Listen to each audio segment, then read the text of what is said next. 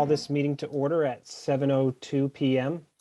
And I'm going to read the draft script for remotely conducted open meetings. So as a preliminary matter, this is Aaron Vandestein, Chair of the Grafton Public Library Board of Trustees. Permit me to confirm that all members and persons anticipated on the agenda are present and can hear me. Members, when I call your name, please respond in the affirmative. Martin Essner. Here. Karen Sepitelli. Here. Doug Bowman. Here. Daniela Sharma. Here. Dana Wilson. We didn't hear you, Dana.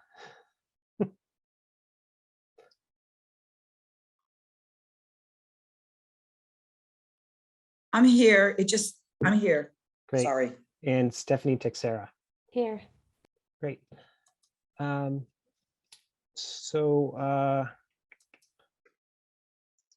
guess we'll go back and make sure that Beth can hear us. I think I can skip over that part. Do we have a scribe for this evening? Probably not at the moment. Okay. So I'll continue on. So good evening. The open meeting of the Grafton Public Library Board of Trustees being conducted remotely, consistent with Governor Baker's executive order of March 12th, 2020, due to the current state of emergency in the Commonwealth due to the outbreak of the COVID-19 virus. In order to mitigate the transmission of the COVID-19 virus, we have been advised and directed by the Commonwealth to suspend public gatherings. And as such, the governor's order suspends the requirement of the open meeting law to have all meetings in a publicly accessible physical location. Further, all members of public bodies are allowed and encouraged to participate remotely. The order, which you can find posted on the town's website at www.grafton-ma.gov, allows public bodies to meet entirely remotely as so long as reasonable public access is afforded, so the public can follow along with the deliberations of the meeting. Ensuring public access does not ensure public participation unless such participation is required by law. This meeting will not feature public comment. For this meeting, the Grafton Public Library Board of Trustees is convening via Zoom video conference as posted on the town's website, identifying how the public may join. Please note that this meeting is being recorded and that some attendees are participating by video conference. Accordingly, please be aware that other folks may be able to see you, and that take care not to screen share your computer. Anything that you broadcast may be captured by the recording. All supporting materials that have been provided members of this body are available on the town's website unless otherwise noted. The public is encouraged to follow along with the posted agenda unless I note otherwise. We're now turning to the first item on the agenda. Before we do so, permit me to cover some ground rules for effective and clear conduct of our business and to ensure accurate meeting minutes. I will introduce each speaker on the agenda, and after they conclude their remarks, I will go down the line of members, inviting each by name to provide any comment, questions, or motions. Please hold until your name is called. Further, please remember to mute your phone or computer when you're not speaking. Please remember to speak clearly and in a way that helps generate accurate minutes. For any response, please wait until the chair yields the floor to you and state your name before speaking. If members wish to engage in colloquy with other members, please do so through the chair, taking care to identify yourself. Finally, each vote taken in this meeting will be conducted by roll call vote. Excellent. Okay. So the next item on the agenda is the approval of minutes from November 17th, 2021. I'll entertain any motions. I make a motion to accept the minutes from November 17th, 2021.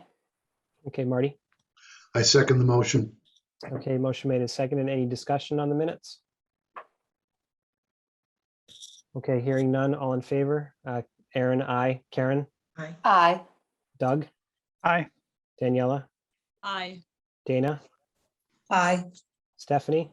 Aye. Marty? Aye. Great. On to the next item of the agenda, the approval of the bills, warrants 22, 23, 24, and 25. I'll entertain any motions. I make a motion to accept and approve warrants 22, 23, 24, and 25. Okay, And I and second that motion. Great, motion made and seconded. Any discussion on the bills?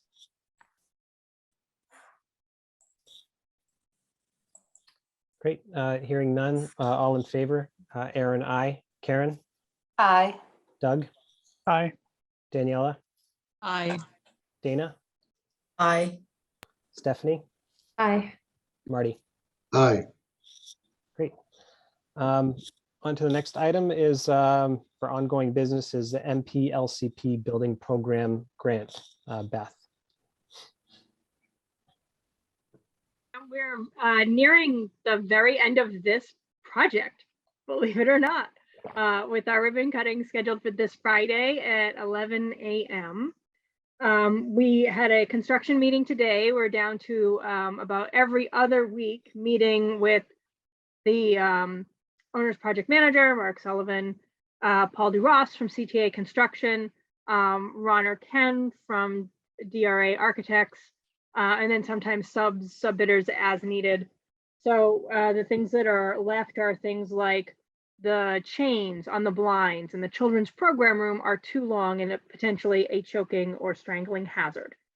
So we can try to pay CTA to change those lengths for us, or we can say, you know what, take it off the punch list. We'll consider it closed. We'll ask custodial to trim those back and hang them higher so they're not a danger to children. So we're doing that with a bunch of items. We still have outstanding the tutor room doors that need to be put on. 2 came out of the 3 that we need, and neither of those came with glass. So we've got to get the in shipped and then get the glass to show up and then get it installed. We are still waiting for sliding doors for the makerspace, but I have a design. We have a choice of either 4 doors that slide and stack, or 3 that can move on top of each other. I need to respond to the architect. I may send it out to building committee to review. Still waiting for a design for the sliding panel for the community room to close off the community kitchen. And we're still waiting for work to begin for lowering the heights of, I believe, 5 sinks and 11 counters throughout the building to bring those into compliance.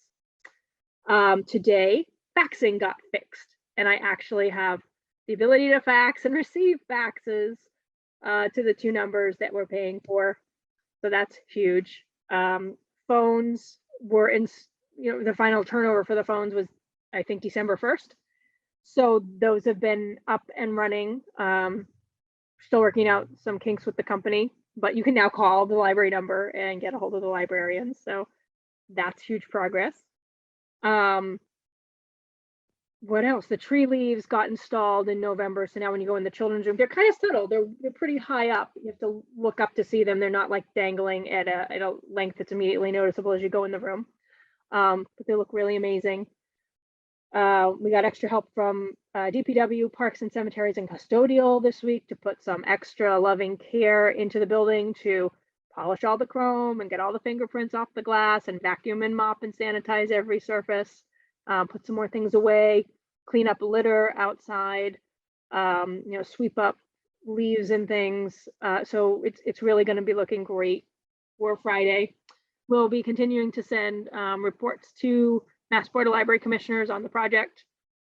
And I don't know if I get to go to once a year when I have to do the request for the check reimbursements, at what point I get to do that. So we're still doing a monthly report. I'm anticipating everything was probably not going to be wrapped up till February or March, just because of those ADA counters and those sliding doors, the gate at the bottom of the stairs. But it seems like every day or two, there's something new that got finished or cleared up. Capital campaign, thank you, has been great with reviewing requests for additional funding for things that are they just weren't included in the scope of the project. Things like extra shelving for the offices, the hanging art rail to hang up paintings and have gallery type display throughout the building, blinds for staff offices, mini refrigerators for the children's and teen program room, electric water heaters, so that eventually when we can get rid of the masking and get our food permit, we can have a meeting where we serve coffee and tea to the public. Meeting rooms are getting lots of use. We had a pop-up Holiday Winters Farmer Market today from 12 to 4. The bread guy line was out the door through the new patio. And really all I'm getting are positive comments about how much people love the building and love the space. A few, it's a little big, but or not as cozy, or you need a bigger book sale space. But overwhelmingly, the response has been really positive. And we've been doing a lot of tours. So I didn't track the number of tours that we did in November, but I will going forward. I gave a tour to the middle school principal, Rosemary Krisposka, I think I say it, today, and she was thrilled to see the space. So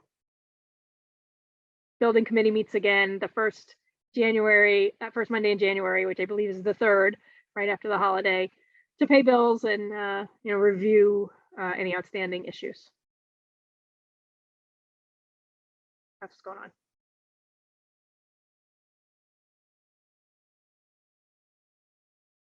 I did try to include in my report more of an update of this is fixed and this is fixed and this is fixed, instead of just this isn't done, this isn't done, this isn't done.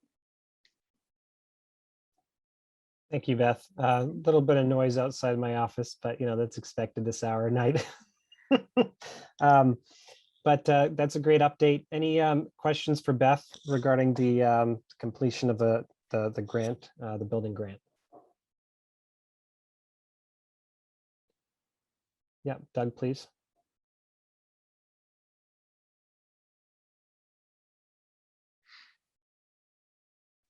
Sorry, can't find the Zoom window. A quick question. So the meeting room use, is that going to end up in the ARIS report? Like, is that going to end up in a monthly report so we can track how many meetings are getting used or meeting rooms are getting used? Yeah, I totally forgot about it for November, but I'll start adding it in. The idea is we can run a report from the software we're using to book it. And if staff, including me, remember to go back and put the attendance number for any meeting held in a meeting space, even if it's like 2 in the tutoring room, or the 4C group study holds, in theory, is for 4 people, but you can actually put about 10 people in there. If we can go back and record after the fact all of those meeting attendance numbers, then we can also run a report monthly or annually for that as well. And it does show up on the ARIS report.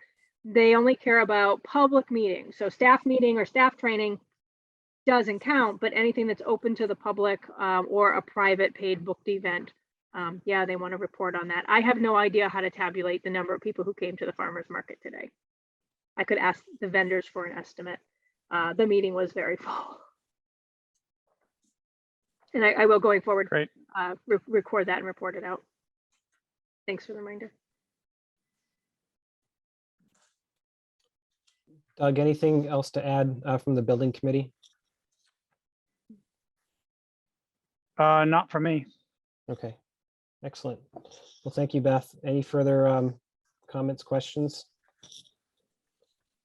Great. On to the next item on the agenda, which is the grand reopening. Dana. Okay, can you hear me? Mhm. Okay, great. So we all know the grand opening is this Friday at 11 a.m. We've been working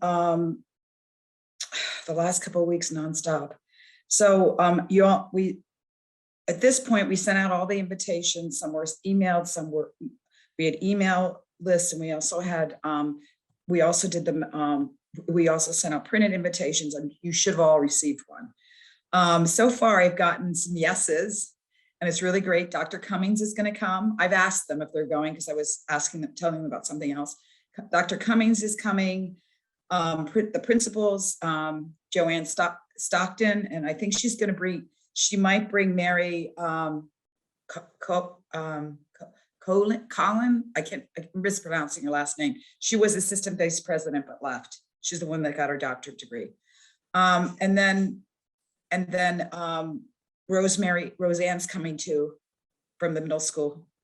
And then I found out today that we had at first thought it wasn't going to happen, but our congressman is going to come. Jim McGovern's scheduler told me that he can make it.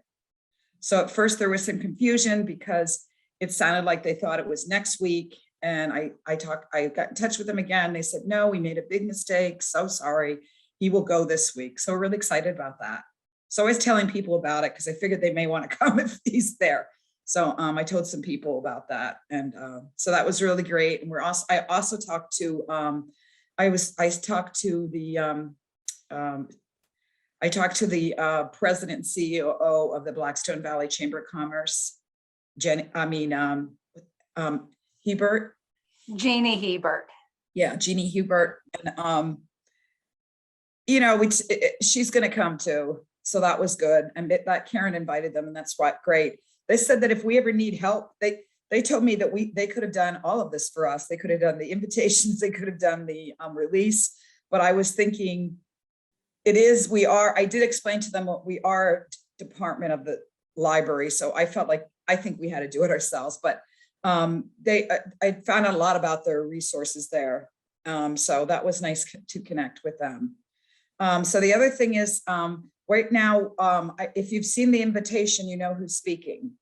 Has everyone seen the invitation? Do I need to go over that?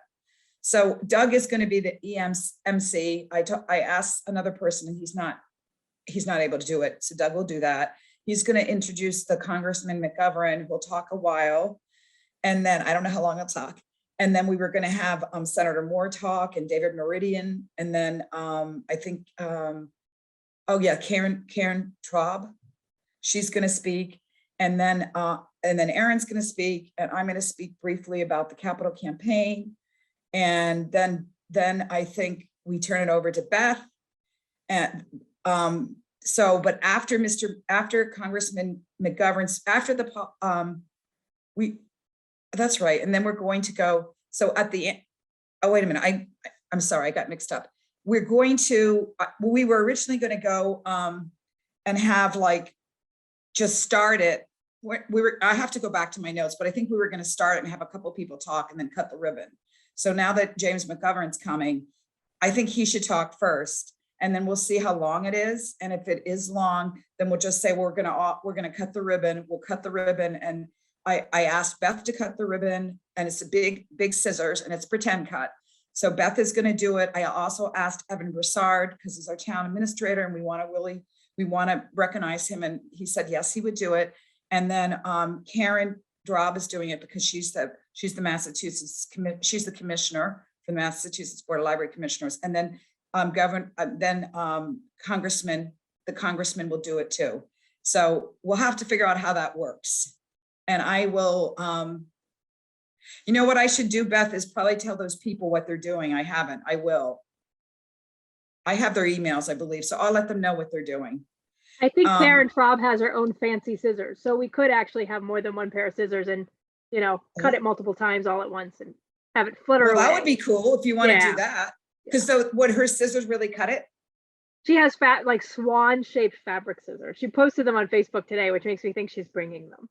Okay, because our scissors, the scissors that were procured by Karen can't really cut, but they look good. So Karen and I discussed that. We were thinking we might have a real scissors and have somebody just snip it, or you can snip it before, but I think maybe just once it's done, someone just cut it. So we'll figure that out. We're going to be at the library tomorrow afternoon. So I figure we're going to do a walkthrough, Karen and I and other people, just to make sure, we want to make sure, how everything is set up. The other thing, so what's going to happen, basically, I think we'll have one to three short speeches, maybe the politician speeches, and then we go into, then we say, we're going to cut the ribbon and have more speeches. We cut it, and then we walk in. And as we walk in, I've asked Andy Deschaines he said, yes, Dana, I'd love to say something. So he's going to say something about the entryway, because of he's going to tie the old with the new. So he may talk about the marble, or he might decide to talk about the bookends or something, but he's going to speak. And I think that was good. He didn't want to really speak. That's what he preferred. So then we're going to go into the community room. Beth has suggested that people stand up, and that I would think chairs around the perimeter. We have to figure that out. And that anybody that needs to sit, and then we have a few more speeches, and then it's over. And then I think we'll offer people tours of the library. And I asked Andy if some of the officials want to go on a tour, would he give it? And he said he would. And then Doug and other people can give tours. And then I guess we would give the goodie bags on the way out, if you think that's right, because otherwise I don't know if they might leave them somewhere in the place. So that's the plan. And if the weather's not great, then we have to do things indoors. And the really exciting thing is we just got our green roof done. We got a green roof done in the entrance. So we're going to mention that during the, someone will mention that during the talk, one of whatever they're saying, talking about. So, and I've asked Gail Pooler if it's okay if we say it was given by the Pooler family, but she has to let me know that. I think she will eventually because they do want a plaque somewhere and they want a plaque for the clock too. So that's the plan. And then today I was basically letting all the media know that the congressman is going to come. The people for community advocates said Jen Paluzzi's taking the day off. She's coming. And I would think Maureen will come, Sullivan from the Grafton News. And I told all the top people at the Telegram Gazette that I know. And just in case they want to go, or maybe they might invite someone else to go, but they see the bar, they see what we're doing, because we really are wanting to get a story by them sometime. And it might have to be a story where they talk about the new libraries. They might have to make it like, they have to kind of, make it, do like a theme or something. So, maybe they could talk, I don't know what it could be. If there are other people with green roofs, it would be cool. They could write something about like, look, all these libraries getting LEED certification, then talk to the different libraries. We'll see. I will present some ideas to them, as soon as we get going, because I have to find out when we're getting LEED certification and all that. So it's really exciting. We're really excited. We work so hard on it, and I appreciate everybody's help. The mailing took much longer than I thought it would, just to put all the labels on and everything. I did that by myself. That's why I asked for Jackie Dillman is doing the goodies bag, and then she procured everything, and we're all going to help her do it, because I realize it's a big task. And we're doing 200 because Beth thought it would be nice to have some extras. And I probably have like maybe 150 invitations that we can either hand out to people if we think they want to look at it while they're hearing the talk, or we can put them in the bags. We have to decide that. We'll decide that tomorrow. Yeah, tomorrow's Thursday. Wow. Yeah. So everybody look good. I mean, and also Bob Titoma's coming, and he's going to be videotaping it. Carrie arranged for that. I double checked with him. He said he's coming. So, and I think people from the municipal center will come. I would think Cindy Ide and anybody that is able to get away will probably come, is what I'm thinking, for the municipal center, because it is a big deal. I mean, I was amazed that all these people said they were coming, like all the school people. I didn't know if they could take the time off. So I was really happy with that. So I don't know if anybody has questions. We're going to try to make it as good as we can get it. So we're thinking of the 3 politicians will speak outside, ribbon cutting, everybody else goes inside. If there's a ton of people, I mean, that could take a while to get everyone to go inside, which is fine. Okay. Yeah, because we can have Andy talk to them. Yeah, right. and so some of then them the are going to be. MBLC and all the town Yeah. people will speak from inside the community room. Yeah, Okay. That's what we decided. Now, if the congressman speaks a long time and it looks like people need to sit down, then we'll have to go in. Sure. Because I was going to have Beth has given us permission to use some of the chairs that are in the community room outside, because I know there's a couple of people that have to sit. I mean, there's Sure. No, I was just talking about logistics of getting, 50 people into the community room or more. Yeah, it shouldn't take us long, but I thought as they're going in, Andy can talk to them to use some of that time, because some of them haven't seen the library complete. So they're going to be like, wow. So it would be nice for him just to say a couple of things. And he said, that's perfect, Dana, I want to do that. He wants to talk a little bit about, what people are seeing and tie the old with the new. We can go in through the patio too. So if everyone's congregated out That's what I front, was going to ask you. yeah, we'll have those the patio doors open into the community room, because anyone coming into the library who doesn't want to stand for speeches and ribbon cutting, still, like, we're not going to tell them they can't come in. It's 11 a.m. So they'll root around through the community room, and then once the ribbon's cut, people can either go in that front door or around the side, and there's 2 entrances there that can feed people in. That's right. So we're going to we need Beth, do we need somebody there, a volunteer? Will the staff people be able to do that? I Will may they have click the them when they come in? staff Pardon? will have their pins and they can help route Okay. people. And Yeah. we'll see if it's really busy and we need help, we'll have like a trustee help people in so they know. So someone might, you might be asked, hey, can you stand near the door, or can you go out and tell people, here's another door, you may go through this way, that kind of thing. So I'm thinking what else we were gonna say. I think that's about it. We're getting it, Beth has really done a thorough job of getting it clean. And if it's, we will be there, and if anything needs to be improved, we will. Beth has asked me to get some flowers and said that she would pay for them. She'll reimburse me. So I haven't done that yet, but I'm just gonna get some beautiful white flowers. We wanted to get a bouquet for like a couple of the desks, and maybe something out in the lobby area. So I guess I'll be doing that tomorrow. So anyway, that's it. I don't know what else, you know, and we're really thrilled because we, as far as capital campaign, I'll talk. Do you want me to talk about that now or wait? I think Stephanie might have had a comment or question. Oh, I'm sorry, Stephanie. No, that's okay. Actually, it was kind of bouncing off of what Doug had said about the logistics of moving possibly 50 people inside.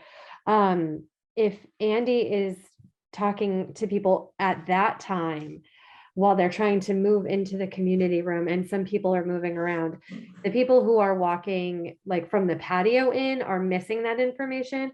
And then the people who are trying to get to the community room, like that might slow that process down. So I'm not sure if during the transition is the best time, or if Yeah. like after people speak and Well- are going into the library, if like that would be a better time. It might be, but I think he could also stand there and repeat it. I just figured once they walk in and they see the marble, where's the marble from? Because some of these people will have no idea. It would be good if he could tell that to them. And I forgot that we were going to go through the community room. Plus, we don't know how many people we're going to get. If we have 200 people, we'll probably do things a little bit differently. I don't know if we will. I think we'll be lucky if we get 100, you know, I really do, but you never know. So, and we were gonna have name tags for people, right, Beth? Is that for all the trustees and the speakers? So Beth is gonna get us name tags. So I guess we should fill them out. We can do that on Friday. Maybe fill up people, the guests, so they don't have to write it because they're gonna come. I'm sure everyone, I know that the politicians are gonna run in and run out, not unless they don't have anything to, not unless they're not busy. Congressman may stay for a while because he doesn't have to get back to anything that I know of. So, and we figured it would, people are really excited. I told a couple of our donors and they were really thrilled. So I figured people should know that he's coming, that, really want to see him. So, so that's it. That's that on that. So I think we'll Fantastic just work, Dana. Sorry, Thank you you. have one more thing to say? Okay, go No, ahead. no, I was just gonna say, we'll talk again tomorrow, the group of us, because we're gonna be putting stuff away. And we're gonna be doing the goodie bags and the printing out the labels, and then we'll figure out, I think we'll have like a plan if it's gonna be a lot of people. Because we might have to get more chairs outside, stuff like that. We may ask a trustee to help us, and I'm thinking almost all the trustees are able to come if health-wise they can come. Okay, well, fantastic work, Dana. I know this has been a Herculean effort in no shape or form. So thank you for anybody who's helped out Dana. And if Dana, thank you. yeah, and if you need any more help, Dana, certainly continue to reach out. Okay. Or, we'll, if somebody has time to offer and you haven't offered any time yet, please reach out to Dana. I'm sure there's something that we can do. And it sounds like you have enough people lined up for tours. Is that right? Well, there's, not really. I have Andy. I thought Doug could give a tour. I don't think any of the people there. Karen can give a tour. I don't know if there's anyone. Is there any of those Although people? Beth might be busy talking to other people. Yeah, Beth can't. Beth Yeah, should 'cause not be people are giving a going to tour. probably ask her a lot of questions. Yeah. I guess if anybody wants to help with the tours, we said we would give tours, right? So, I mean, we don't have to make it a long tour, We'll make it because it should be a short tour. I mean, you could show them, just say, we can come back, you can spend more time here. I'll see if I can think of anybody else to give a tour. The other thing is too, Benny Thornton from Worcester Camera Club and the Small Stones Festival of the Arts, he's on the board. He's going to be our photographer. And I think the capital campaign might just give him a stipend, maybe $100 or $150, but he's going to take all our pictures and he's excited about it. Please, Beth, go ahead. The gentleman who took 50,000 construction photos, 50,000, including interior shots once we opened, he put together a slideshow. It's about 55 minutes, but I said I would find a computer and I may just run it on a projection screen in the meeting room.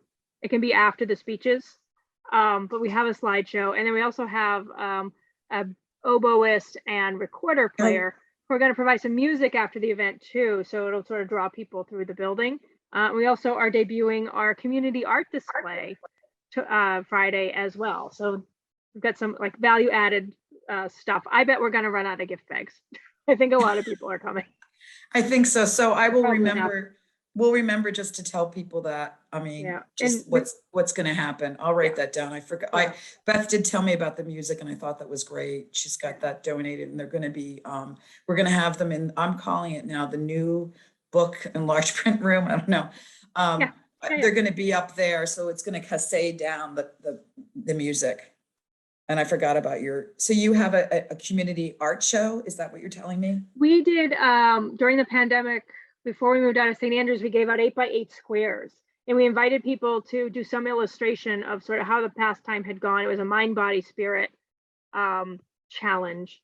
So people did all different things and then we put them kind of like as if they were quilt squares, 12 per canvas. And we gave out 100, we got 48 back. And it was Allison Picconi's idea. She mounted them and they're just going to be, you know, how my office and the admin office have those big glass windows. We're going to put desks against the windows so we can prop them up there. So Okay. they're protected from the public, but you'll be able to see them as you walk by through the new part of the building under the skylight to go look Oh, at the cool. historic reading room. And she'll write something to curate the exhibit. Oh, great. Will Allison be around if she wants to say Yeah. anything? Okay, Yeah. that would be great. Yeah. Okay, great. And Allison was most helpful with getting our list off to try to do the email blast. When Yeah, I she went and helped. did another shoot, boom, we got it done. So anyway, and so was Susan Leto helped us too. Leto, she helped us. So, and Carrie helped me with that too. So I really appreciate everybody's help. So yeah, so you have entertainment and an art show and a new roof. I hope the weather holds, so it'll be an exciting event for sure. Just in closing, anything else for Dana during the grand reopening? Okay, so moving on. Thank you, Dana. The fiscal year 2022 budget update, Beth. So I sent out the summary pages, those Fund 91 reports, which are, here's a list of all the expenditures, here's a list of all of the revenue. I still am trying to clear up, we paid a Xerox bill out of our rental and lease budget that only had $250 in it. It's a bottom line budget, so accounting allowed it, but that really should have come out of a different account. So I'm still kind of going back and forth with the town to just do a ledger edit to fix that. So that account looks grossly overspent, but it's just because we need to move it. Everything else is about where it should be. Remember that I asked for $1 million for FY22 and I got some less money than that and then zeroed out like the marketing line, the dues and memberships line, I think the professional like staff development seminar and conference fees line, saying that I would rely on board of trustees, the Friends, the capital campaign to fill in some of those things. We zeroed out equipment. So to that end, I do have some funding requests for later down on the agenda for this fiscal year because I really couldn't get them into this year's budget. I also was delighted to share our state aid certification, which means we did all the right things and are open enough hours to qualify again for the state aid program, which includes our grant. So we have to stay certified for the grant. So we're going to be getting $16,000, a little bit more than that, before Christmas, wired to the town of Grafton. I've already communicated with our new town accountant, our town treasurer, because she'll get that check, where that money should go. It's a library equalization grant, a library circulation grant, and the other I think is non-resident circulation. So anytime somebody from Millbury comes and uses Grafton, we get a few pennies, and that adds up. So if you looked at that, opened and looked at that state award letter, you'll see that there's those 3 different grant categories. They're different for every library. We get 16,000 this year, and that's only the first half of the year. So we're anticipating then another, if we stay certified, another $15,000 or $16,000 before the end of June. So I do have some budget requests, but also we have money coming in. So that's good to note. And then we had agreed that bibliotemps salary up to $33,000, I think, would be covered through the end of December to give me some time to hire. We ended up with 3 temps filling 2 of the 4 positions, because we hired someone for children, so I saved some money there. And then the administrative assistant position, I decided it wasn't worth it to train somebody who is a temp and then hire somebody. So we also didn't fill that position. So to that end, we've just had 3 people filling 2 positions and have spent less than half of the money allotted. And I'd like to ask if we could extend the bibliotemps 3 more months, still not to exceed that initial $33,000, because with the I've continued to do construction every day. People have been out, and even with the temps, we still haven't done interviews. We finally have a list of who we want to interview for the reference position, the YA position, and the administrative assistant. So I don't know if we need to have a motion or a vote to allow me to extend the deadline for those positions, but not the do not exceed, which wouldn't change. And I'm happy to entertain questions if people did open up and look at those, multiple budget documents and have questions. Again, just the FY22 ones, the town reports, the state aid certification, or even any of the warrants that you voted to approve. I have a question.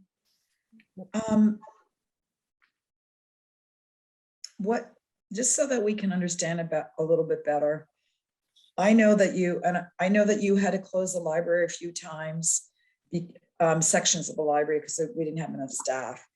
And so you're saying that you hired one new person in children's, and then you had like 3 temp positions with bibliotemp. Does that mean, how are you now with all of that? What does that do with your ability to serve the public? Do you think that would you have to close again if someone has to do something? Yes, we'll have to close again if we have staff out. The issue is that I asked for full staffing and was told that the budget could not be over $1 million, and I had to cut the staffing proposal. And remember that when we went for this grant, I said that I would do my best to only add custodial, and that my intent was to add positions over the next 5 years so that when we open the new library, we would be able to cover the 4 to 5 service desks and still allow for managers to have off-desk time to do their work, and for programmers in children's and teen and adult to have off-desk time to offer programs, because you can't run book group if you're scheduled on the reference desk. So I did not get for FY22, even with adding an 18-hour reference librarian, an 18-hour YA librarian, and the 18-hour children's librarian, that still did not give enough to fully cover the desk and allow us to continue with programming and allow staff to take leave time. So what happens is it looks really good on paper, but then if someone takes a vacation or personal day, and then someone else is out sick, now all of a sudden we've gone from the 6 people required to have the building open, which is 1 per desk and 1 to float and cover breaks or dinners, or get off the desk and do a program. Now we've only got 4 people in the building for 5 desks, and we can't do it. We have to close. Usually we're closing children's or teen, because currently those spaces are the easiest ones to lock off. And if it's at night, then it's definitely quieter after 7:30, 8 o'clock in the children's and even the teen space. And it makes sense to close those spaces as opposed to the adult section where there might be more people. So we will continue to have to close because we still have not been fully funded for staffing requests that I started asking for 5 years ago. And then I'm asking for again in my FY23 budget, which is the next item on the agenda. Does that answer your question? Yes, it does. Thank you. So just to go back to Beth's original point about extending the allotted amount that has not yet been expended, is that an exact figure, the 33K? It was based on filling 18 hours a week for however many, 2.5 months maybe. So 18 hours a week times 2.5 months for children's, the same for reference, the same for YA, and the same for, I think the administrative assistant, I funded it like 15 hours times 2.5 months. So the money hasn't changed. The only issue is you told me that I could have up to 33,000 from state aid, that I was expected to try and fill those positions by the end of the year. We didn't fill all the positions for temping. And like if somebody is out sick, but the temp is the one on the desk, like I can't clone the temp and they're not always available to cover. So it's not even like I could have called in more temps for more hours and used up that money. So I'm not asking for more money. I'm just asking, can I continue to spend the money beyond the December 31st deadline we had set? Yeah, so thank you. Just so that there's no impropriety, I would probably suggest that we have a motion just to extend it, not to exceed that amount that was originally allocated. So that's all I have. Thank you. Karen. I was just going to ask, what date would you like to see it extended until? I would say, let's say March 30th, which gives me 3 more months. But again, if I run out of money March 1st, then we're done with the temps, and then we're just waiting. We would at that point, I think, just be waiting for positions to be appointed by town government. It usually takes a month to do interviews. Okay, so the end of March is reasonable, do you think, in order to get the permanent people in? Yeah. All right. So would now be a good time to make the motion, or? Yep. Yeah. Yep. All right, so I make a motion to amend the bibliotech funding, not changing the funding amount, but changing the ending date to March 31st, 2022. I second that motion. I'm sorry? For the purposes of the secretary who will be watching this meeting later, it's bibliotemps. Bibliotemps, okay. March might only have 30 days. March have 30 days or 31 days? 31, I believe. Okay. It has 31. Yeah. Okay. Now I'm questioning myself. It's the rhyme. Okay. Okay. Great. So motion made by Karen and Dana seconded. Okay. Any discussion on the motion? Just one question. If, and I know you don't foresee kind of running out of money before that date, but what happens if you do? Do you come back to us and let us know? Do you just stop the bibliotemps? What's the process going to be if that money dries up? I would say by our February meeting, I would be coming back and asking, would you consider further funding bibliotemps? Either because I think it's unlikely that I will be saying we still haven't gotten to interviews, because again, so many of the things I've had to spend my time and energy on are, dropping off finally, 5 months into living in this building. And I would ask for another funding request. And again, in case people did not open those Fund 91 reports, we still had, as of the beginning of December, $92,000 in just one of the state aid accounts. I forget how much was in the other ones. And then again, an influx of 16,000 coming before the end of this year, another 16,000 or so. Might go down a little, might go up a little before June 30th. So it's a little scary to think about spending chunks of money, but we also have chunks of money coming in that we can allocate to that purpose. Yeah. Great. Any further discussion on the motion? Okay, hearing none, all in favor? Aaron, aye. Daniela? Aye. Dana? Aye. Stephanie? Aye. Karen? Aye. Doug? Aye. Marty? Aye. Great. I declare the motion carried. On to the next item on the agenda is the fiscal year 2023 budget request. I intended to share my screen and it looks like my session has expired with our remote access to Town of Grafton. So give me a moment to pull it up. I hope people had a chance to open it and look at it. We usually do this a lot earlier. Evan's timeline has been a little bit different than in the past. Usually we do our requests in November, and then at this time, we're actually meeting with the town administrator, assistant town administrator, and town accountant to review those department requests before they go to finance committee. So, and I'm sorry, people at home might be able to see my screen share in the recording, so sorry about that. Is loading.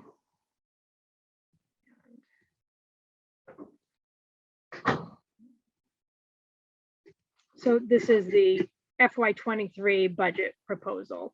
So we got, I might not have updated all of these numbers. I think FY21 is this 887,254 number, and it was 900,000 and change for this fiscal year. And then, yeah, this should say 23. And then I'm up over $1 million for my request for fiscal year 23. So it's a budget that meets our state aid requirements. It does keep us open 60 hours a week, again, so we can have a 13% materials requirement instead of 15.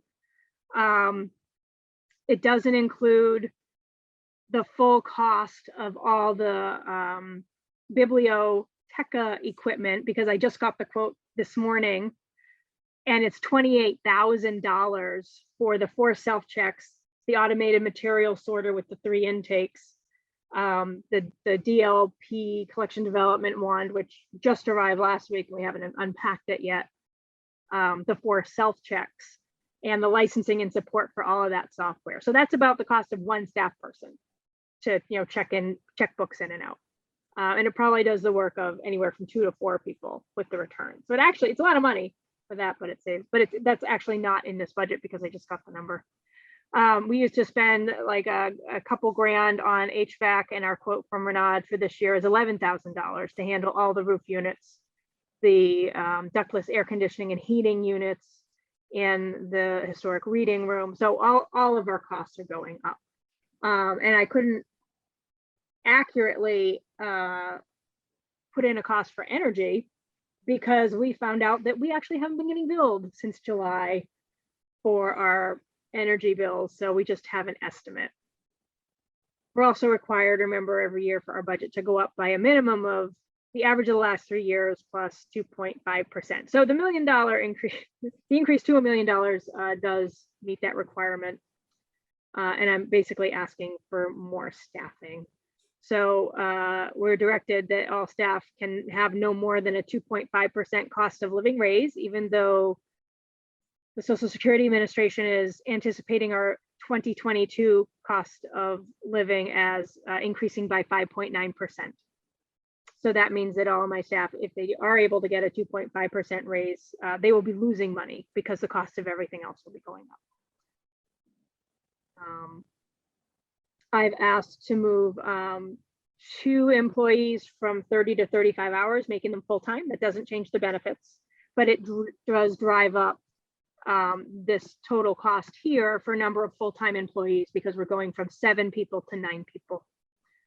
I have 2 people who will be retiring, both Donna and Susan, head of technical services and head of borrower services, will be leaving in June, so we can rehire at a slightly lower rate because they both have like 15 years on them. But we will be looking to get a competitive salary for a professional in those positions. So it'll come down a little bit, maybe $6 an hour, but that's not a huge savings. For part-time personnel, I think we currently have 12 part-timers, totaling, I think it's 16 full-time equivalents total. So in this budget, I'm asking to add an additional 2 12-hour positions for circulation, 2 12-hour positions for young adult, so that we can have the young adult room staffed with 2 people all hours that school is not in session, which we desperately need. And then the reference desk, we also want full reference coverage. Heidi does 5 book groups, sits at the farmers market, and covers the desk.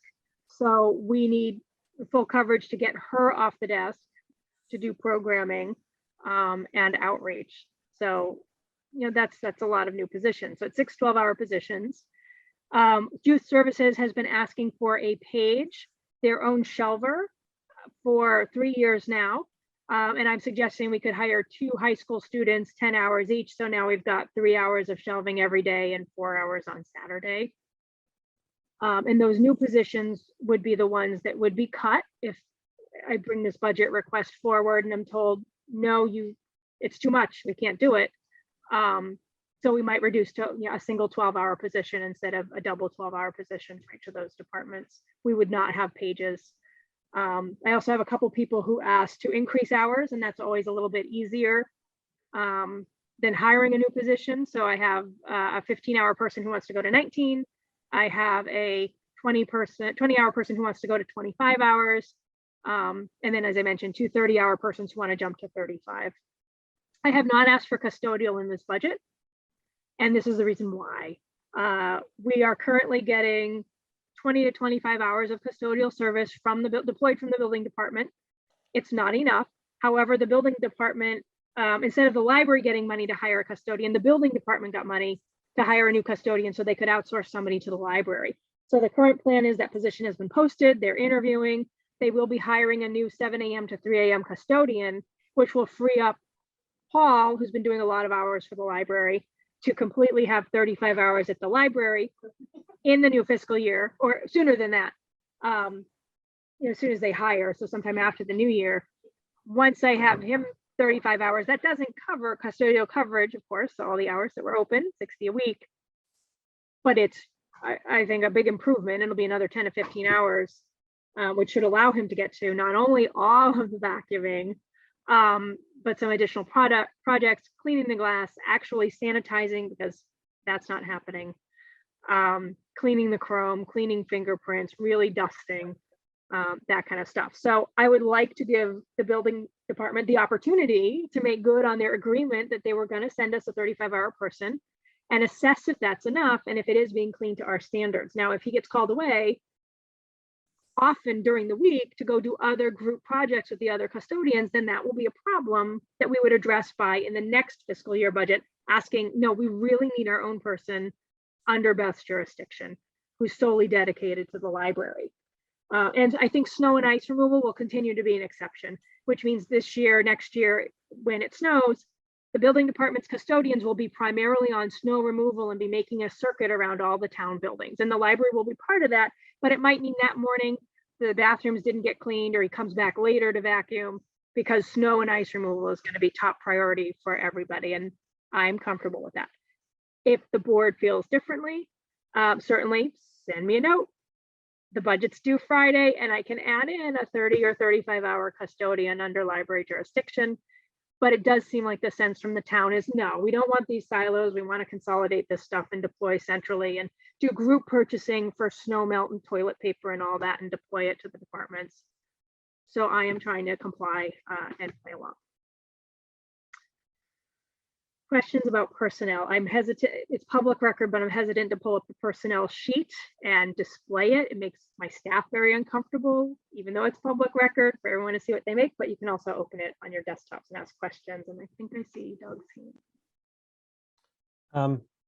We'll go Doug, and then I just have a quick comment about janitorial.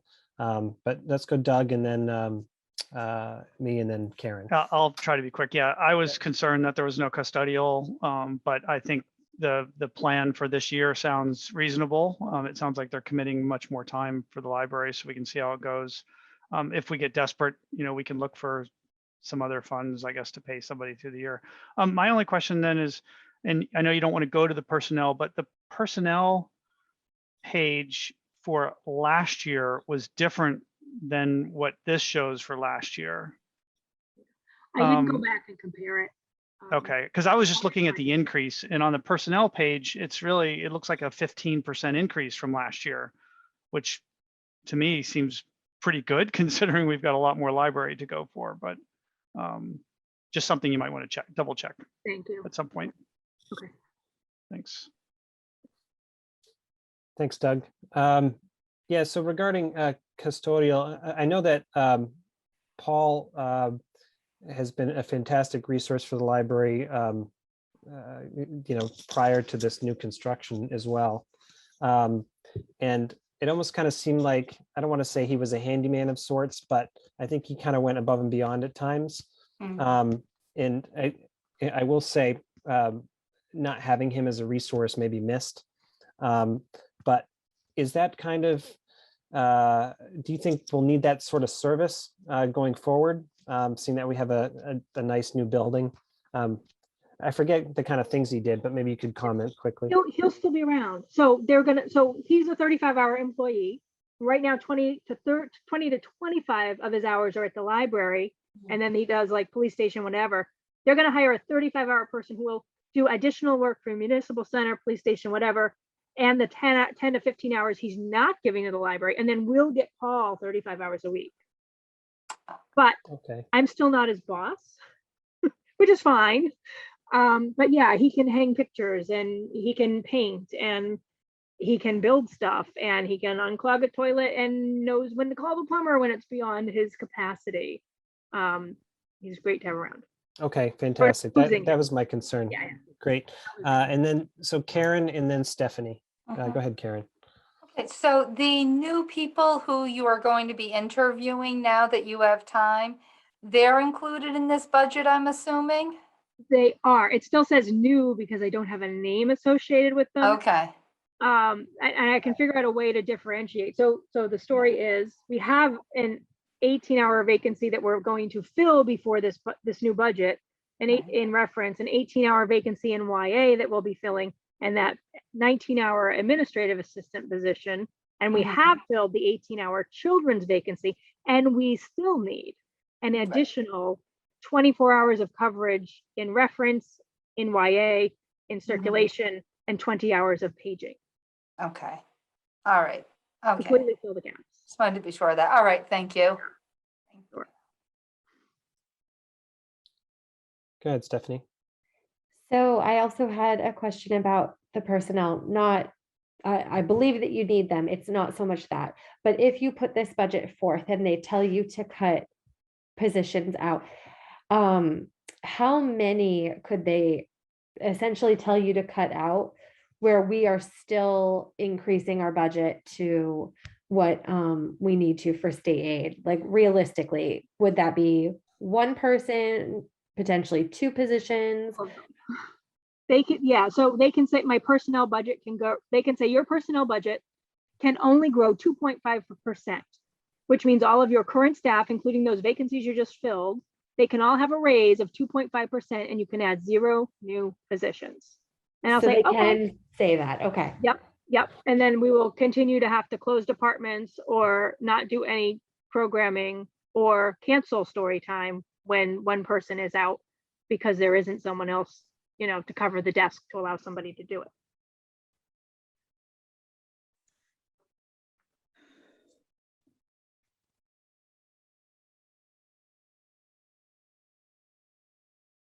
Okay. Thank you. Continue, Beth. Okay, so the energy, this was design, like they did a model for energy modeling for how much it would cost to heat and light and provide gas in the building and cool the building. And it was $42,000. But then they said with all of our lead stuff that we did to make the building efficient, we could knock off almost $10,000. So 33,237 is the energy modeling estimate. And what I had hoped was by now I have 6 months worth of heat and electric and gas and AC bills to multiply by 6 and add 3% for next year to get a more accurate number, but I don't, because it turns out they haven't, through some glitch with the construction company turning everything over technically, I don't have any bills. So we're going to have some very high backed invoices to pay to National Grid. I think Eversource is okay. Over the next, the next bill is going to be very high, but I won't be getting it until after this budget is due. So I just stuck, the same amount, 33,237 in for the estimate for heat and electricity. Sewer, again, I quadrupled it because or I think I doubled it because it's probably going to be high, but again, we still don't know.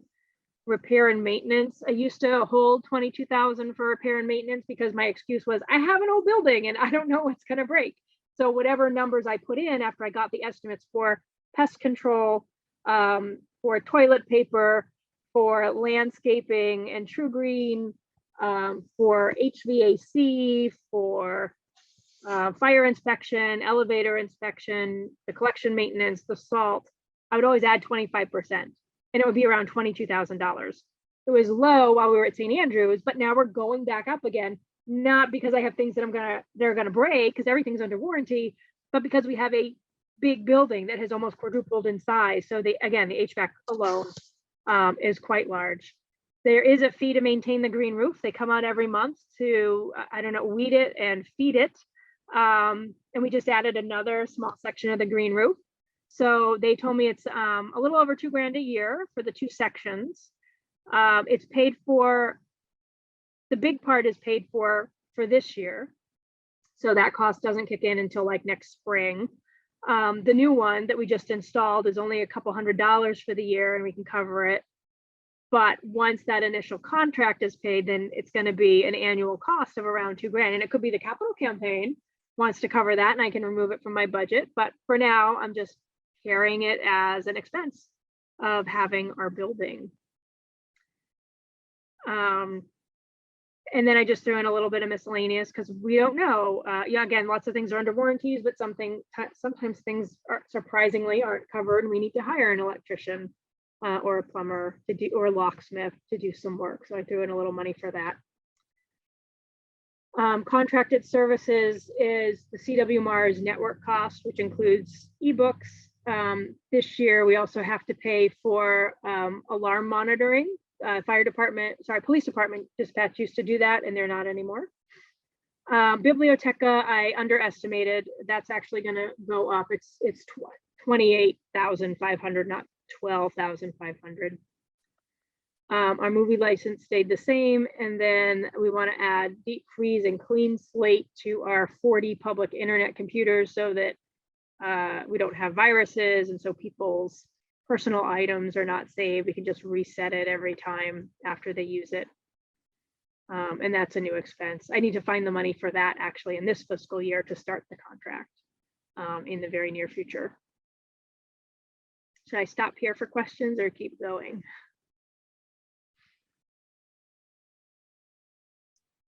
Just a quick one regarding energy. Do we have any feedback regarding the solar panel grant? I applied for an EBSTO grant and we didn't get it. Okay. I think it was going to be about $18,000 for solar panels. And if we get our silver LEED certification, we'll be getting $165,000 from Mass Board of Library Commissioners as a, here, good job, here's a bonus. So solar panels would come out of that money, along with some other high priority things like the roof screens that we really should have to hide the solar panels and the current HVAC units that are up there. So I feel like there is funding for solar panels from another source. So that's why I didn't put it in. And of course, once we have them, our budget will go down, but I don't know by how much. That hasn't been modeled to my knowledge. There's only so much room on that roof. The way they laid things out did not leave room for a lot of solar panels, unfortunately. Yeah, 18,000 seems low for solar panels. I think, again, I think there's not room for a lot. I can forward the grant to you though. And, Okay. We didn't get it. That was just a quick one. Okay, thank you. Dana, did you have something? Yeah, it's a real quick one. Okay, so you were saying that because of the LEED certification, we're going to get the money from the Mass Library Board of Commissioners. Will that come right into our account? You know, the library's account, or will that go through the town? It's supposed to. It is not supposed to go to the town general fund. Okay. And one other nice thing about it is it's unrestricted. Like we really can't use it for staff. It should be for building related stuff. Okay. Yep. But yeah, so and it comes, you know, a little bit later. So if it turns out we want to buy patio furniture and the capital campaign is low on funding or won't have more funding for another year, then that, it could be used for patio furniture, it could be used for software, it could be used for additional computers. Yeah, And more art hanging rail. would we things like that. decide that as a group then? Is that Yeah, something you would come to us and say, this is how I think we should use it? What do you think? Kind of it'd deal? probably be building committee, because it's building money. Okay, Yeah, so they're gonna still be going, they're still gonna be meeting. I don't know at what point they disband. Yeah, Okay, they think they have only 2 meetings left, but when would that happen with the lead certification? I Is that don't like know another that, 6 months? I don't know the timeline. I mean, they've Okay. been working on a package, but there's been a commissioning issue from the HVAC. Like, one of the major things on the punch list is a disagreement between the engineer and the HVAC company. So they're trying to work that out. And until they work that out, we can't get the reports we need to file our LEED certification request and then find out if it's denied or accepted. And then we have to show that certification to Mass Board, and they may only cut checks at the end of each fiscal year, kind of like they do with grant disbursement. So I don't know if they would do it separately or wait until our next grant disbursement. I don't think they wait till the end of the project, but I don't know if it's like, as soon as we get certified, we get 165 grand. I don't think that's how it works. I'd be Okay, surprised if it did. okay, thanks. Mailbox rental fee is going up. Marketing, I left it 0, hoping that I could, again, come to the board. Like, this is a good use of state aid money. Marketing expenses, it's usually around $1,000 a year. This year I put our Wowberry email subscription and our book page print subscription. These are things that are readers advisory tools into that budget. So marketing will be about $2,000 next year, and I put it as a 0 budget item, hoping to fund from state aid. Conference and seminar fees, we are only allowing virtual attendance this year. PLA, the Public Library Association Conference, is going to be live this year. I'm not going. And again, if there's something significant that I feel like somebody needs to attend professionally, then I would come to the board and ask you guys to cover the $300 fee for somebody to attend, like the Children's Library Conference or the Teen Library Symposium or something like that. Mass Library Association Conference. Sometimes I can speak at those events and get in for free. So we're always aiming for that. Communications, I actually don't know how much our phone bill is going to be. It sounded much cheaper when I talked to the guy from Integra, but I don't have a quote. So I just left it at $3,200. We are now paying for both Verizon phone lines for the fax as well as a MarketSpark account. And that's something where it takes the Ethernet cable and converts it over to the copper phone wire so that we can fax without having a phone line. I don't know why it's set up that way, but now there's a new monthly charge that I wasn't anticipating for this year's budget. So it could be that 3,200 is a lot, and it could be that 3,200 is not enough, and I don't know yet. Office supplies, we outfitted a lot of offices with last year's budget before we moved, so that we didn't have a lot of expenses for this year. I'm hoping next year we'll need even less in terms, because now we don't need to buy tape dispensers, we just need the tape. So I dropped that amount by $1,000. Educational supplies, this is calculated by a formula. So remember, anytime any other item in the budget goes up, we have to recalculate state aid because it has to be a certain percentage of the budget. So there's actually a magic number you can use. So I left the educational supplies line and the periodicals line blank, totaled all the other expenses, and then multiplied by the number the Mass Board gave me, and came out to, if nothing else in the budget changes from this request, and I've already disclosed, like, I have 2 things I need to change, then we would be required to spend a minimum of $45,000. Here it is, $145,215, which is 13% of $1,117,037 to meet the state aid requirement. 145,000 on books, periodicals, globes, maps, databases, software, manipulatives for the children's room, like a dollhouse or a play kitchen, a parachute, books to use in programs, but not books that where like people would take home a sticker by number book and keep it. That's not an educational material. It's really only things that you use and take home and bring back, or that you use in the library as part of the library experience. Magazines, newspapers, CDs, movies, all those things count as things that qualify to meet the state aid materials requirement. Questions about the book budget? I did, if you're curious, do an allocation. If we truly do have this amount of money, here's how it will break down by department. We need to be spending more on ebooks and media because the pandemic created a huge shift. We circulated 11,000 items this month, which is like a new record. It hasn't been over 10,000 items for 2.5 years, so it's really amazing. But people are also, over the pandemic, using digital materials as well, and we need to now continue to provide both formats. Beth, that is a fantastic statistic. It's in my report, right? My report. Great. Okay. Yeah. Yeah, like the first time in 2.5 years, it went over, 5 digits. And ebooks went down a little bit, but they did go down.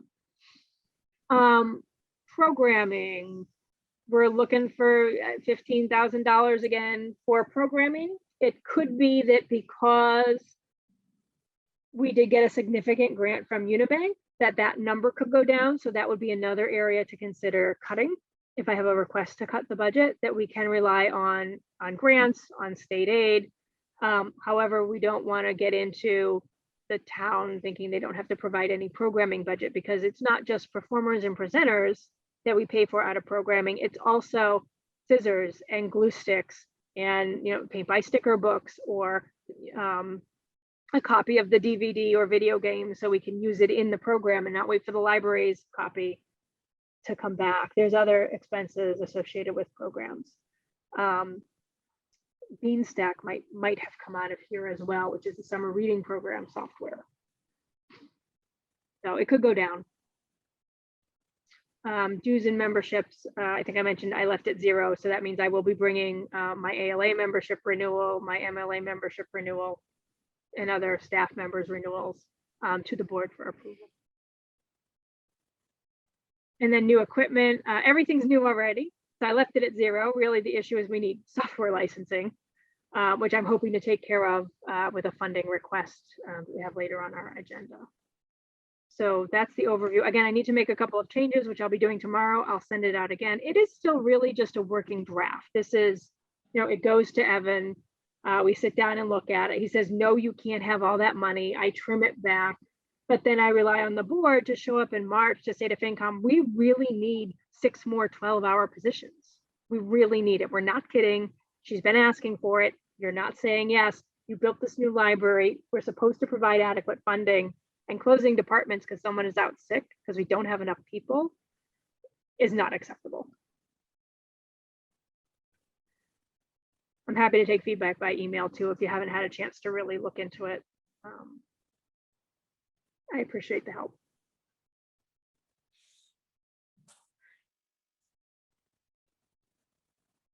That was exhausting, and I'm sorry. No, that was fantastic. Thank you for Yes, going thank through you. that with us, Beth. Sure. Yeah, certainly provide Beth any feedback offline if you'd like, or ask a question if you have a burning question for Beth. I Okay. would just say, right, a lot of that stuff you're guesstimating, right? People are estimating what the energy costs and stuff like that. So I'd just say do the best you can. Yeah. The budget, we have new software. It's called ClearGov, and what it does, it's populated FY23 with all of FY22's numbers. So I'm not starting from 0. I'm starting with, we think that we know it's going to be about at least this much plus an increase for cost of living. But again, in previous years, I would have said I estimate 3% increase for everything, unless I get a direct quote in here otherwise. But again, I'm hearing 6% from 5.9% from Social Security. So a 2.5% budget increase across the board is not going to be enough. I'm really anxious.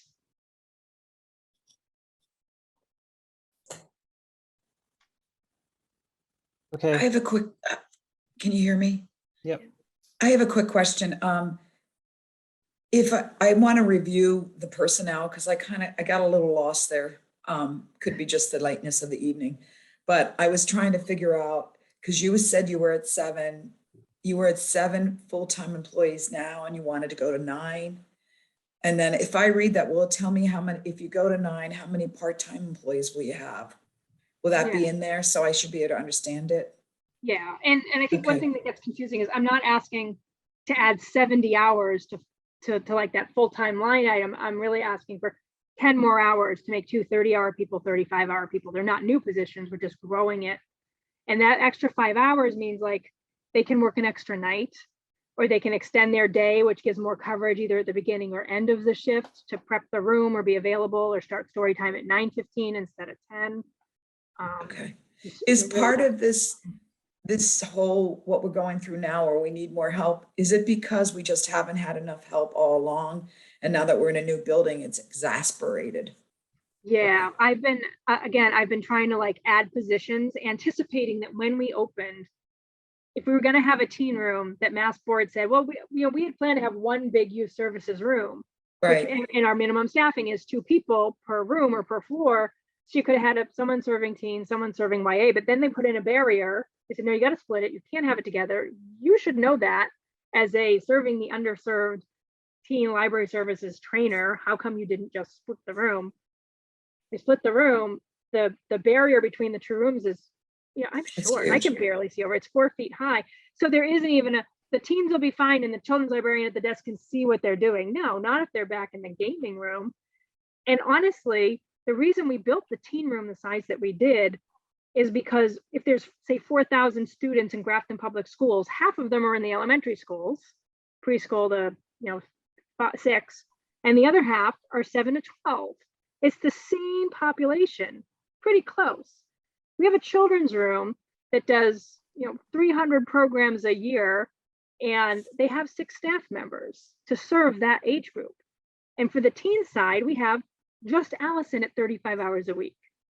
And that's not even enough to cover 4 nights, Friday afternoon and all day Saturday by herself. So then we added in the 18 hours, but now she can't get off the desk to do any programming. All she can do is walk around and chat with kids and then get back to the desk.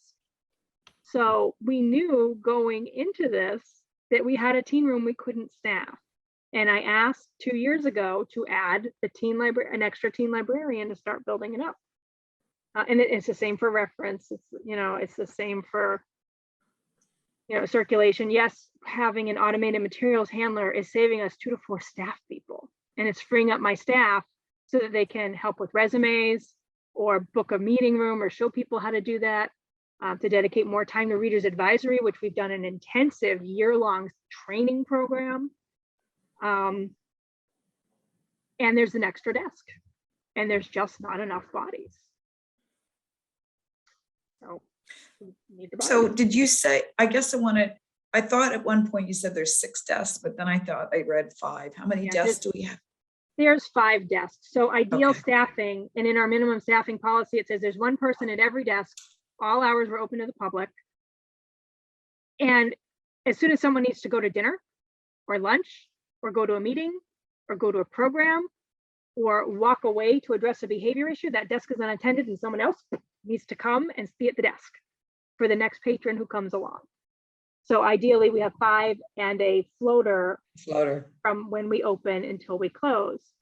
And that also, so sure, we could just have 6 people and we'd be great, except those 6 people can't work 60 hours. So now we need more people to cover all of the hours. And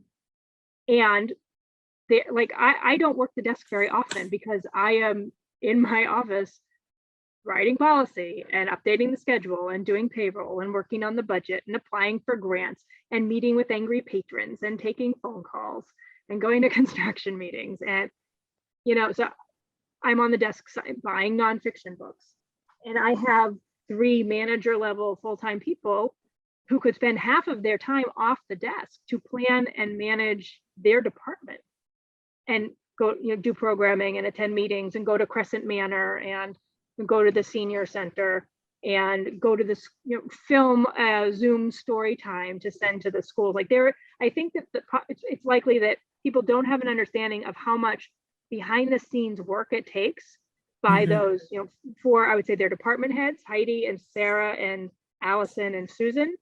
And Donna is off the desk working on acquisitions and the collection almost all of her time.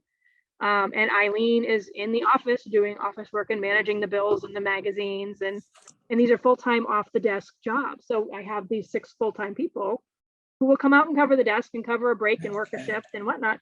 But the majority of their managerial work is behind the scenes. They can't be on the desk. So now we need, lower level, lesser paid people to do the check-in, the checkout, the reader's advisory, the reference, and all of that. Okay. That's helpful. Thank you. You're welcome. Okay, just for the essence of time, I think we're maybe a quarter of the way through the agenda. But this is great discussion, and it's needed. I think what I would like to hear about, because you made a really great point, Beth, and not tonight, but just something food for thought, is now that you have an automated materials handler and the staff aren't spending all that time, handling the books, how, I'd like to kind of see an analysis of how many hours you're getting back, because of that tool that you have. Yeah, I think that's going to be an interesting metric. Yeah. I think the thing to remember is it doesn't just run itself, and it needs checking every hour. And because it's new, we're on the phone with tech support for an hour, standing in the sorting room, which means that person can't hit the desk to deal with it. And we're also training all of our patrons one by one as they come in. Here's how you return a book. Here's how you use self-check. Here's what you have to do when the book is from another library. Yeah. So it's not really that I need less. I want to make it, we don't need less people. It will handle the work of 2 to 4 people and allow us to spend our time training people on self-check and being on the phone with tech support and troubleshooting IT issues and having those more in-depth readers advisory conversations that we couldn't have before because we were just check in and check out. Yeah, I'm really thinking 4 or 5 months, 6 months down the road, once the dust settles, for sure. Yeah. Okay. Thank you. Anything else for Beth on the fiscal year 2023 budget request? Stephanie. I just have a quick question. Stephanie's hand. So Hold on, Dana. Stephanie. I'm sorry, Go ahead. Stephanie. So this doesn't actually have to do specifically with the budget, but something that you just brought up. So I'm just throwing out the idea for food for thought for a later time.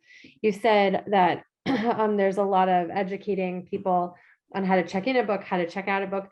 It might be at some point a good idea to do almost like a Facebook Live or recording and throw it up on Facebook for people to just watch. So at least when they go in, they might have seen how to do it. Just throwing it out there. So we made it and it went out in the newsletter 2 months ago. And it was on Facebook and staff. And that was just how to return. And they had they filmed the AMH and followed the DVD or whatever the book through into the bin. And that was cool. And then for self-check, I do have several staff who volunteered to come up with a script and do a little thing and film themselves, except there isn't enough staff for them to get off the desk and do it. So yeah,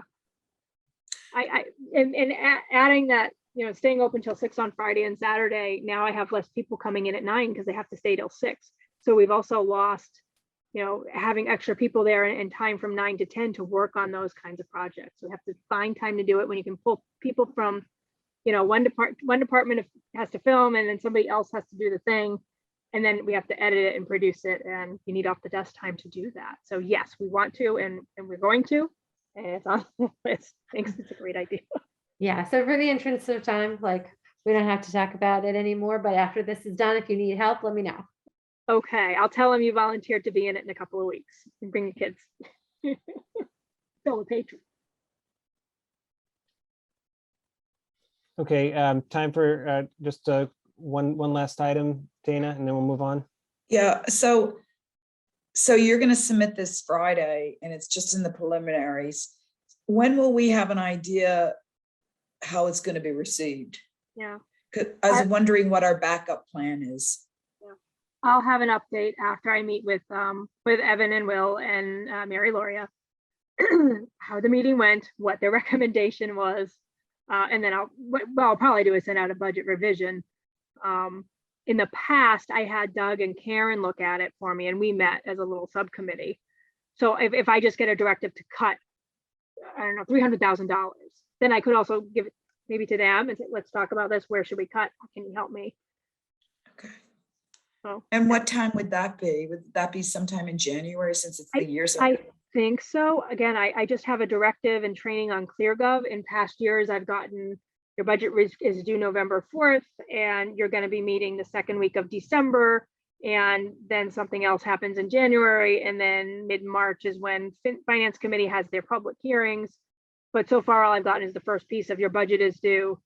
Capital requests are due tomorrow, and the budget is due Friday at 4 o'clock. Okay. And I'm like, I'm planning the ribbon cutting. I saw William Blake today and he said, is there anything I can do for you? I said, yes, I need an extension on my budget deadline. I have a draft, but I haven't entered it yet in ClearGov. And I don't know when I'm going to do that. Tomorrow morning, I guess. Okay. I just wondered when January. when we'll have an idea where we stand, because I don't see how if you have to cut positions, you have to cut them, but I don't see how the library can really function. So I don't know if we can come up with another plan to do funding in another way. Programming would have to take a hit. Like the children's department, because they've advocated really well for themselves, is really fully staffed, where they have 2 people on every shift and a 3rd person anytime there's a program, which is amazing. And that's how every department needs to be. But it could mean that, if Allison wants to do a program, we need to send someone in children's to cover the teen desk so Allison can do a program. Or someone from circulation, I'm sorry that you thought you were going to get office work done, but on your night shift this week, but you're not, because you need to go cover reference because Heidi has book group or Allison has a teen program. So it'll spread other staff thin. Or the alternative is to simply say, we can't do any teen programming because we have a single teen librarian and she cannot run the department and manage the behavior and check out the gaming stuff and manage the 3D printer and to do book group. So we can't do anything in this amazing new space.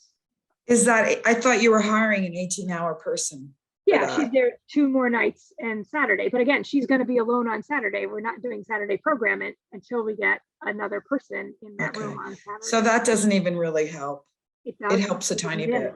It gives Allison a dinner break so that I don't have to cover on Monday and Tuesday. And they're going to try to do some middle school programming on Monday afternoon because there's 2 people, Monday and Tuesday afternoon. So we are going to start doing some programming on those 2 days, 2:30 to 4. Okay, I have to cut it short, guys. We got to go.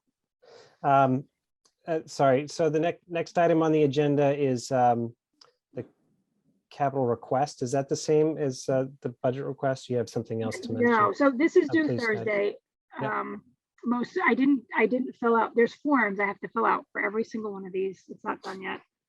These aren't new. These came up in my director's report for September that I showed you in October. DPW, the head of DPW said, why didn't you build a generator into your grant application? And I said, no one thought of it. And you didn't suggest it at the time we wrote the grant. But he's pretty insistent that to protect our new $16.6 million asset, plus all of the collections that are in that $16.6 million building, we really need a generator to the tune of $200,000 to $300,000. And he was going to help me get a quote. And I haven't seen a quote yet. Cupola repair, we found out about through the construction process. We didn't include it in the grant because the age of the cupola was not apparent at the time of applying for the grant. Both of these could have been taken care of in the scope of the grant if we had not had $1.8 million in soil remediation to do. But we did, and we can't change it. And now, this is something else that really we need to do in the next 3 to 5 years. The good news is cupola repair can be partially covered by either a historic district commission grant locally and or by the Massachusetts Historic Commission. And in fact, they paid to repair it 25 years ago. So it would not be out of scope for them. It is a very lengthy application, but a lot of the pieces we had to use in 2016 for the construction grant. So it's just a matter of pulling it together. And there's good help and support with from John Stevens if we want to pursue it. Solar panels and roof screen, I think I already mentioned. We hope to pay for that with lead money, but just in case, it really needs to be on the town's radar that these are things we should be thinking about doing. The historic reading room is not completely done. We only refinished the tables and the woodwork. So I got a quote from Old Bostonian to finish the chairs, the card catalog, the stool, the book cart. And then I also need to get still a quote to finish that clock that's in that room. I'm estimating $15,000. And again, this is also a repair and restore. So it could be that Capital Campaign could pay for some and Historic District Commission could pay for some as well. State aid could also cover any of some of these costs. Finally, we have 40 new public computers and probably 20 new staff computers. Capital is I think it's anything over $10,000 that lasts for 5 to 10 years. So I could just put these expenses every year, starting in about 3 years, in my budget as a equipment expense, or I could just say we need $10,000 every year to replenish, a third or a fifth of our suite of computers and software for the library.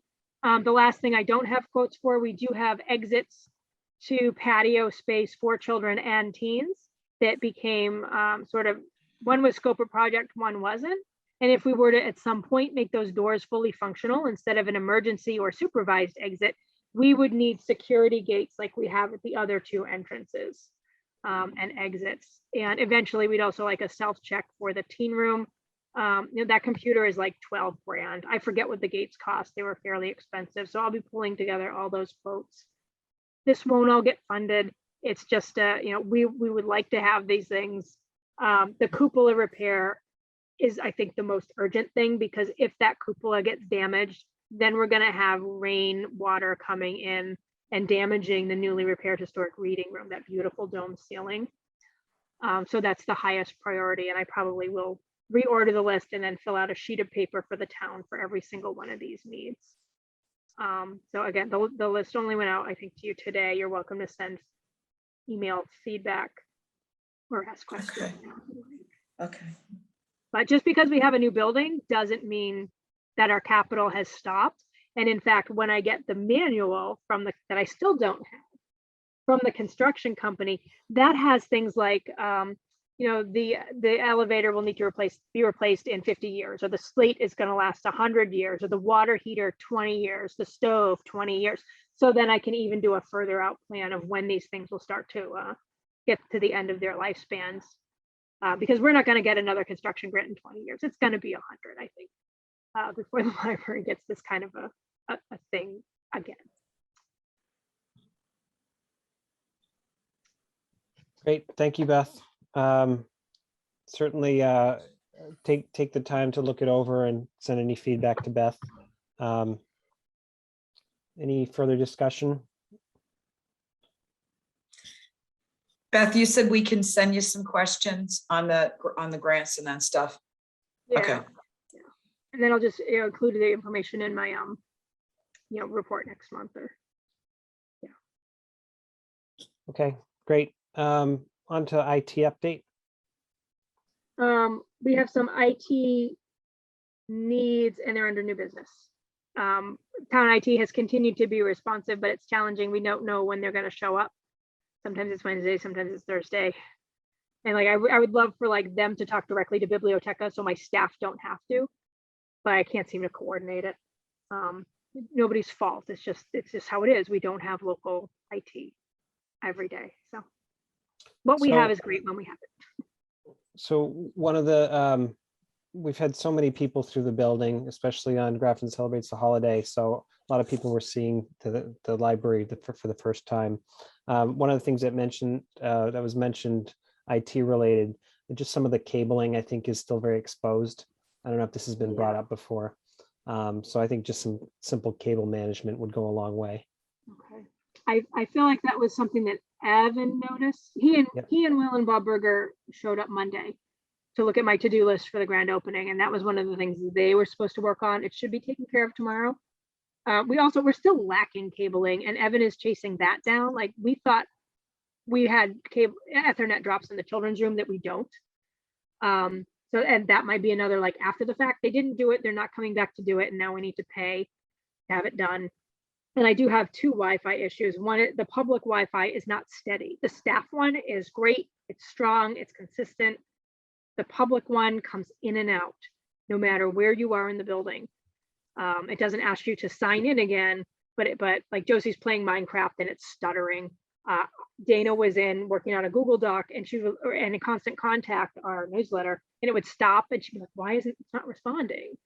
And it's because the connection dropped and came back. And the IT guy came in when that happened and he looked at it, but it still hasn't been repaired. And then the last piece, I still don't have a way to get metrics for how many users are hopping on the wireless every day. And I do need to report that to the state, and I brought it up multiple times. And we were able to get it before from the Acuity wireless hubs that we had. And I don't know why it continues to be an issue. So I'm pursuing it. I don't think there's anything that you can do, but we could talk offline, Erin, if you think there is. Okay. Thank you. Great. So moving on, the Grafton Public Library Capital Campaign update, Dana. Well, we actually got a couple of things. Yeah, actually, we got like one endowment of a room, and then I had some help, and we were able to get two other people to donate that are good names to have on the wall. And I'm still pursuing some that I think we're still going to go over and pursue a few that we think might still give. I just it's if we don't try, we don't, nothing gained, nothing ventured. So I'm just gonna try. So, and I also found out something about a local that I'm trying to ascertain is true about a local bank. So they may have a foundation now. So I didn't see any of it. I have to talk to somebody at the bank. Other folks didn't know. So I'm looking into that because that could really help us a lot. Okay. Also, I think, not that we're going to do it right away, there's a couple of banks that didn't understand that the library really we serve underserved people. And some of the banks don't understand that. And I would like to explain that to them. Even if we get $1,000 to $5,000, I just think it's helpful. Okay. Thank you, Dana. That's a fantastic idea. Any questions for Dana or even Doug for the Public Library Capital Campaign? I would just add that the wall, we thought we were going to have the artwork done on the wall, but the donor wall, but we could have had it done, but we would have had to do without one proof that we really want to see. So we said, just get it finished. So I have a feeling that'll be finished like in mid-January, but we'll be monitoring that. Okay, thank you. Doug, please. I would just add, you mentioned cabling. So in the lobby, as you guys know, that was kind of a temporary desk, and the capital campaign is Right. funding a new lobby desk. So that curved desk that is upstairs, we're going to get a duplicate of that for downstairs. Well, Beth has already moved it down, which So then we'll be getting a new one for upstairs. Yes, because it looks so much better. I was going to ask Beth, but I felt bad about doing it, so I'm so glad she did it. So, That's and people great. I know hadn't been that there you've yet. ordered it. My staff, I didn't move anything. They took care of it for me. Great. Well, we should thank them. That was really, I appreciate that, because it's the first thing people see when they come in. Great point. Okay, thank you, Doug. Great. So moving on to the next item is the Friends membership and update. I'm just going to send the friendsgpl.org website in the chat just so that we have it. I think that's the best way to renew your membership. If you haven't gotten a mailer, if you like snail mail, then you can certainly probably pick one up at the library too, if you still have printouts. So, but I'll turn the floor over to Stephanie. Yes, thank you. And in the interest of time, I'm not going to repeat things that were covered during other portions. So the last meeting was on December 7th. For as far as the Grafton celebrates the holiday, there was a total of $1,273.75 that was raised. So it was big success, wonderful, lots of people that came through. There was lots of conversation about the Friends Corner and how that's going to operate. So who is going to be in charge of like maintaining inventory in the room and making sure that that stays stocked. Also, wanting to look at like the supply of it, the backup supply, where those books going to come from? And as you may have seen, if you've been in there, it's not just books, but it's also DVDs and Blu-ray, CDs, those kinds of things. Also talked about the book sales. So the book sale that we had, we're looking to actually like increase that to possibly quarterly, because we have so much storage that ends up filling Carrie's garage most of the time. So looking at making those quarterly. We're going to continue the conversation on whether we're going to do set pricing. It was and has been open to donation only. So that's not something that a decision has been made on, but an ongoing conversation. And then possibility of like early access for members of the Friends or dealers with alternate dates. That would possibly be available because it takes a few days to set it up before we run the book sales. The ribbon cutting ceremony, we spoke about a lot. That was covered earlier in this meeting, so I won't go into that. And then talked about different fundraising opportunities. So cards for a cause, meaning, you know, kids' birthdays, blank ones, holiday themes to be able to sell. Also some summer reading swag. So really looking forward to the next year of opportunities that we have. And then as far as even going into kind of the Easter season, Jackie has put in a request for the Common for an egg hunt to be on Saturday, April 9th. And then Beth has held the community room to use as a craft space on that day. So the next board meeting that we have scheduled is Tuesday, January 11th at 7:30, and that is via Zoom. And then, as Erin mentioned, if you haven't yet, please renew your Friends membership, and you can do that right online.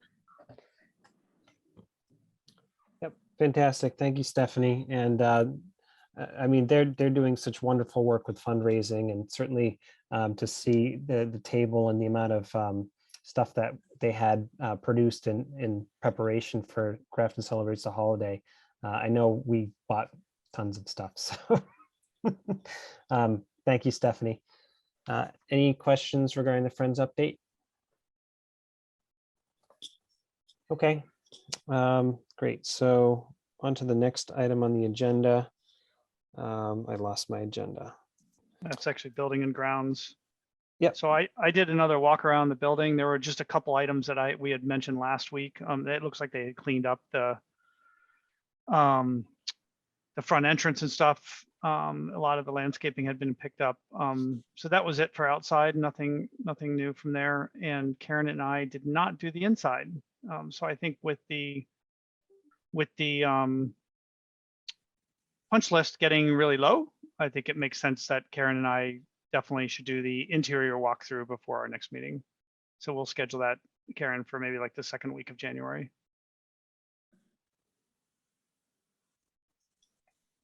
Great. Thank you, Doug. Thank you, Karen. Anything else to add or any questions? Okay.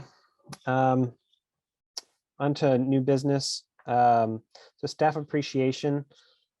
So that's something that we've typically done before COVID, where we have a nice event with some nice hors d'oeuvres. I think one year we did it at Daniela's house. She was nice enough to host one year, and we had some really nice food spread and some really nice, interesting sword demonstrations. I don't know if any of you were there, but she did some cool party tricks. And I know that I'll just leave it at that. But we also played some games afterwards too, and it was a really great opportunity to get to know the librarians. But granted, because of the past few years and the pandemic and not being able to see each other in person, we haven't had the opportunity to do that sort of a setup in a little while. So generally, what we do is we donate some money, probably about $20 each, and then we usually would bring a dessert and like a nice bottle of wine or something to that effect. So what I'd like to propose is that we each donate the same amount of money and put together a nice staff appreciation bundle or basket or something to that effect. Generally, I think this year I'd like it to be food items if that's appropriate. I think some of the gifts that we can put together can be really well received, and sometimes not. I think generally food and snacks are always well received, but I'll certainly take any feedback offline if anybody would like to suggest anything different. I had a few conversations with Dana and with Karen and with Daniela individually about which direction we might go. So what I would ask is if each of us could donate no more than $30 a person, so that we can buy something for, I want to say 20 people. Does that sound about right? So that everybody at least gets one item, 20 items. I was looking at Harry and David items, which seemed like really nice gifts. So There's also a number of, and maybe you already talked about this, but number of people in town that do little food items, chocolate and country store type things. yeah, We want to stay local. I would love to stay local too. Jackie my wife was going over a couple of things from local artisans in town that we could also that might be able to put together something if we gave them a budget. The biggest problem that I was having was just trying to find things that are individually wrapped, and at least 20 individually wrapped items. And I didn't want to put too much a burden on all the staff and with everything that we have going on. Sorry, the trustees, everything that we have going on. So I really just needed something kind of simple. So certainly if we know somebody who's willing to put something together and wants to do something really nice for the library and help us out, if we give them a budget, please let me know. At this time, certainly, I don't think we need a motion, but I think just a commitment from everybody if they're willing to donate money for this endeavor. I can email a Venmo account afterwards in some ways that you can wire some funds for this purpose. But are we all in agreement? Is this something that we want to do? Okay, excellent. Any further discussion? Great. So on to the next item on the agenda is the request for funding, TechSoup, $3,256 for software. Dana, this is your item.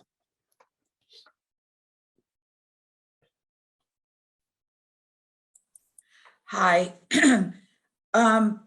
While I was in the library, I was talking to some of the staff members, and I just said, if there's any way that you can be more efficient, or there's something that, we as trustees could help you would make your workflow more efficient and make things flow better and work in the library, please let me know.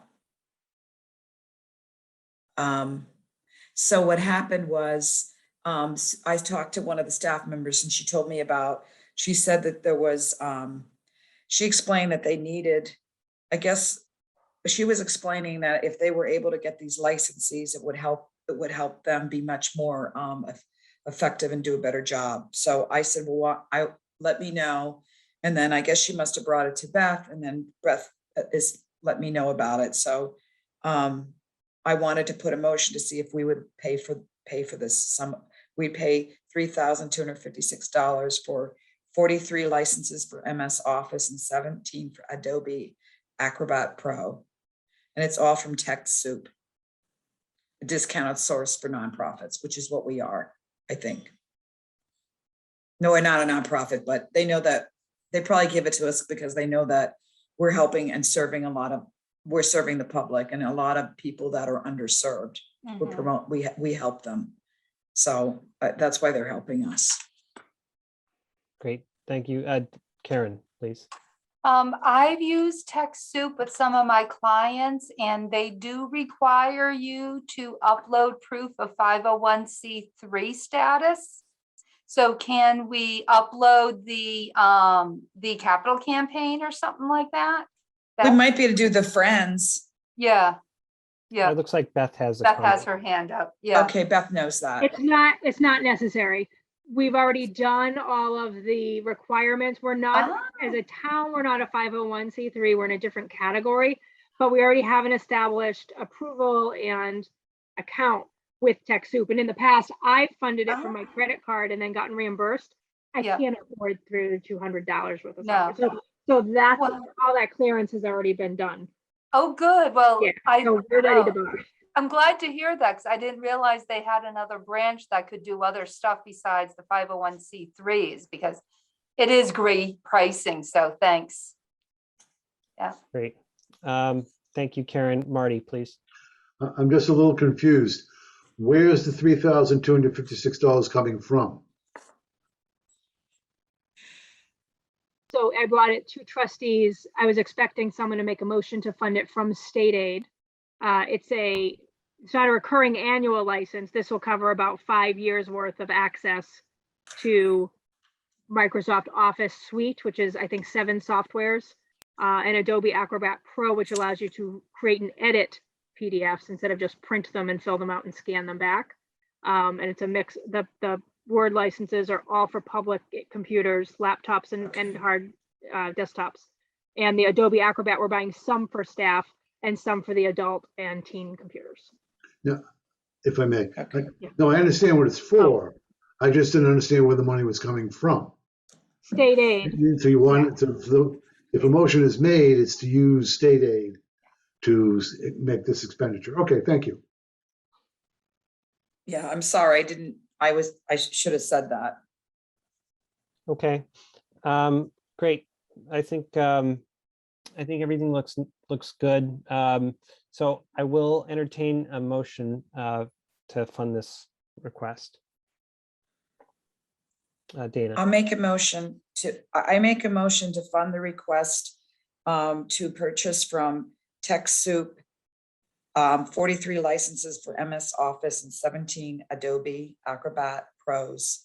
And the total cost will be $3,256.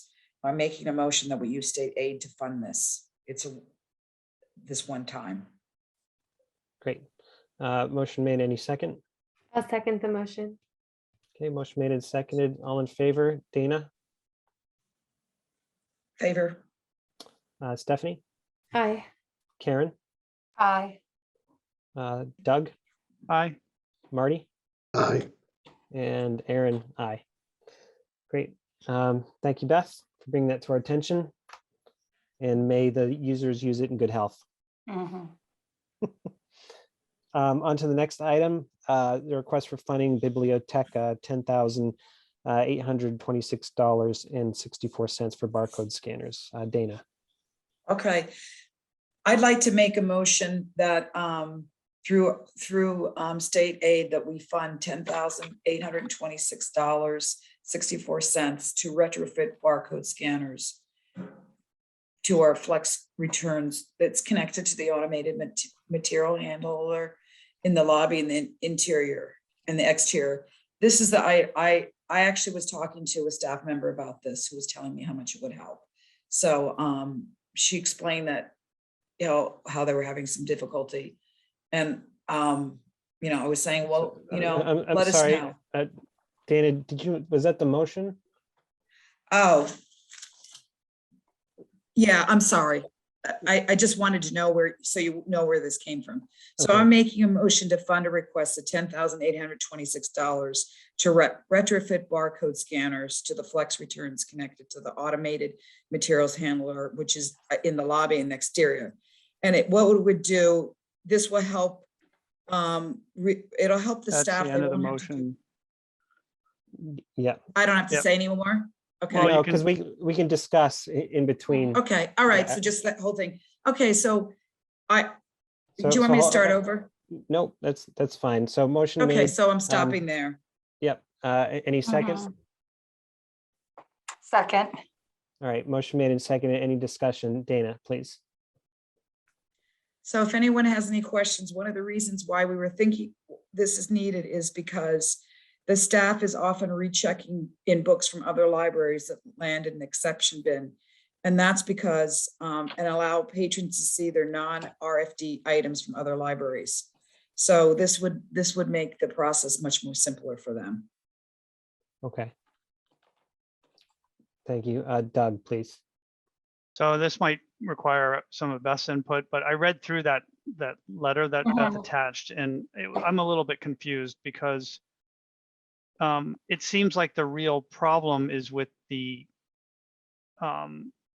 automated handler system and how it's handling these things.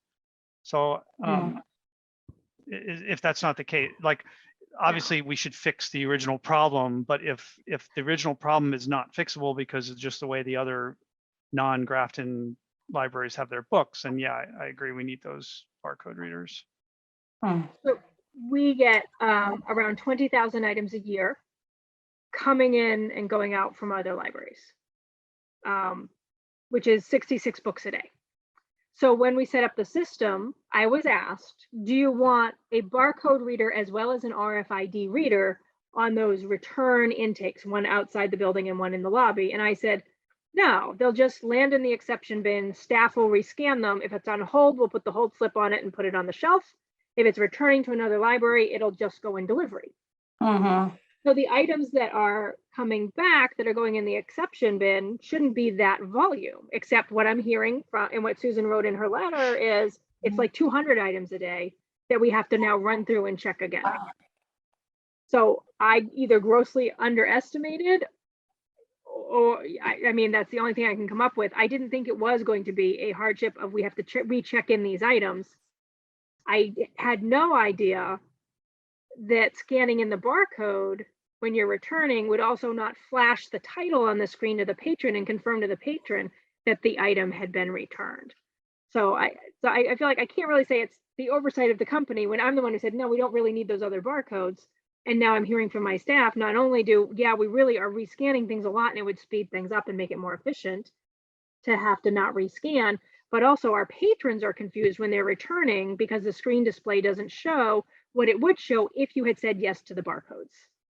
So I don't think, I mean, there is also the issue of the company seems to think we're a branch. They had a very long 10-page questionnaire that Andy and I filled out. And at the time they asked, who else in your system has RFID? And I listed Springfield and Worcester and what systems they were using. And for some reason, they took that to mean the majority of our returns already are RFID from those bigger systems, and that we're a branch in a big system, and all the other branches will eventually have RFID too, and that is not the case. So 10 grand for these barcodes will alleviate a lot of patron confusion and staff stress. But so those barcodes get installed on the sorters? They're it's actually at the intake, you know, when you go to return and you have Right. to hit a Oh, button, okay. I'm sorry. I thought these were they're there. barcode readers that facilitated the exceptions being rescanned, No, we already, like from inside. Okay. So this Yeah. is a solution at the beginning, at the front end. yeah, I to see. help get the things in the right bins. So Can you explain that again? So is this the books that are coming from other libraries? It's both. I mean, it's books that, so you asked for A Christmas Carol, all our copies are checked out. You get it coming in from Worcester, it's on the hold shelf. You go to check it out and we go, wait, you have other items and all our RFIDs at the self-check got read, but you now you have to scan the barcode and it works great on the self-check. So we train you to, the 6 items can be stacked, but you have to rescan your barcode at checkout. Then when you bring it back, you bring back your 6 items, including A Christmas Carol from Worcester. All our RFID items go in, no problem. And it shows you on the screen, boom, boom, boom, 5 books. You go to return A Christmas Carol and it takes it in and then nothing on the screen. And you're saying, wait, what? I returned it. And then you stop a staff member. They have to now check your library card. They go, wait, it just came back. They have to go in the back. They have to figure out where in the exception bin that book is, hand check it in, and then assure you that, look, it's off your account.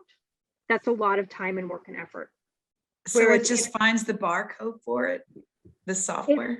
No, if we install the barcode reader, when the patron returns the book, it'll flash on the screen that you returned it, and the system will go, oh, I read the barcode. Now I don't have to put it in the exception bin. I can just put it right in the delivery bin to go to the other library. Okay. Wow. Seems like lines it a lot.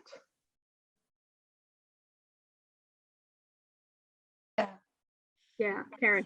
Yeah, so Beth, is there any ongoing costs with this? Or do we just buy? What? $28,000 a year.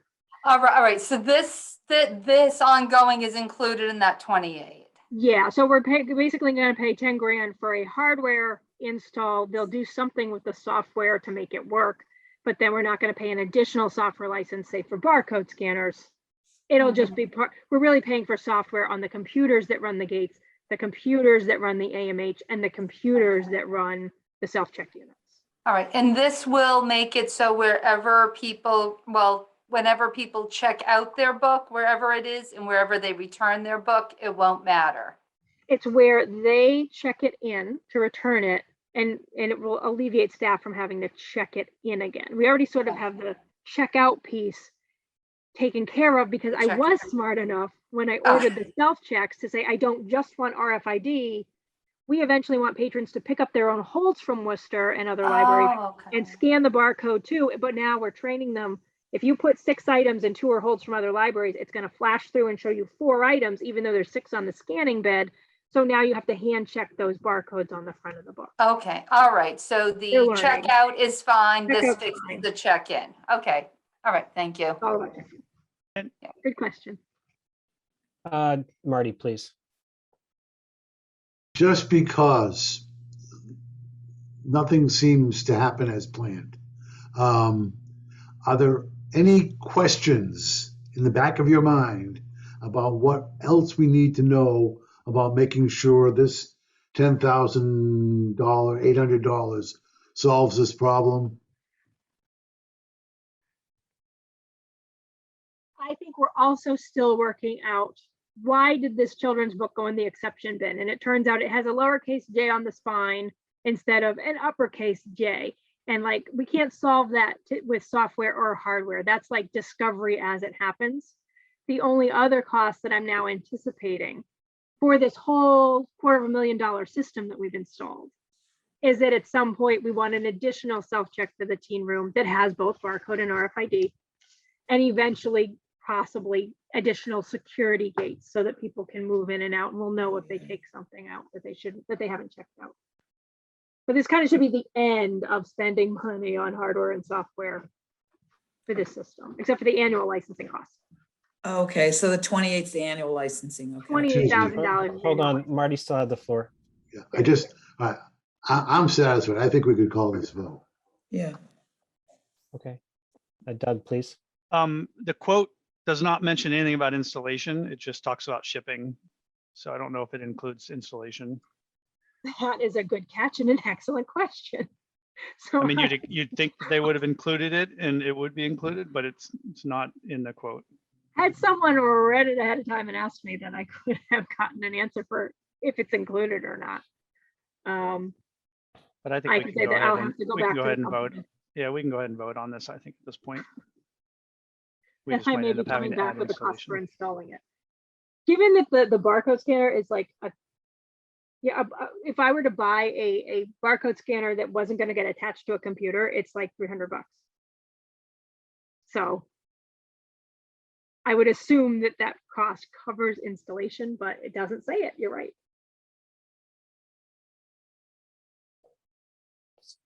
Go ahead, Marty. I think we could vote anyway, but would you be inclined to ask, please, Beth? Absolutely. Adding it to my to-do list. Sorry. Before we write the check. Before I sign the quote, Well, I'll call him tomorrow. do you want us to vote on it? Can we vote on it tonight and just say that we'll make a certain amount for the installation, or you'll come back and we'll go review the installation costs? You have a motion on the floor. I would vote on the motion, and if it doesn't pass because it doesn't have installation and you would not be amenable to me bringing back an installation quote at the next meeting, then you can, vote no and kill your motion. But Marty.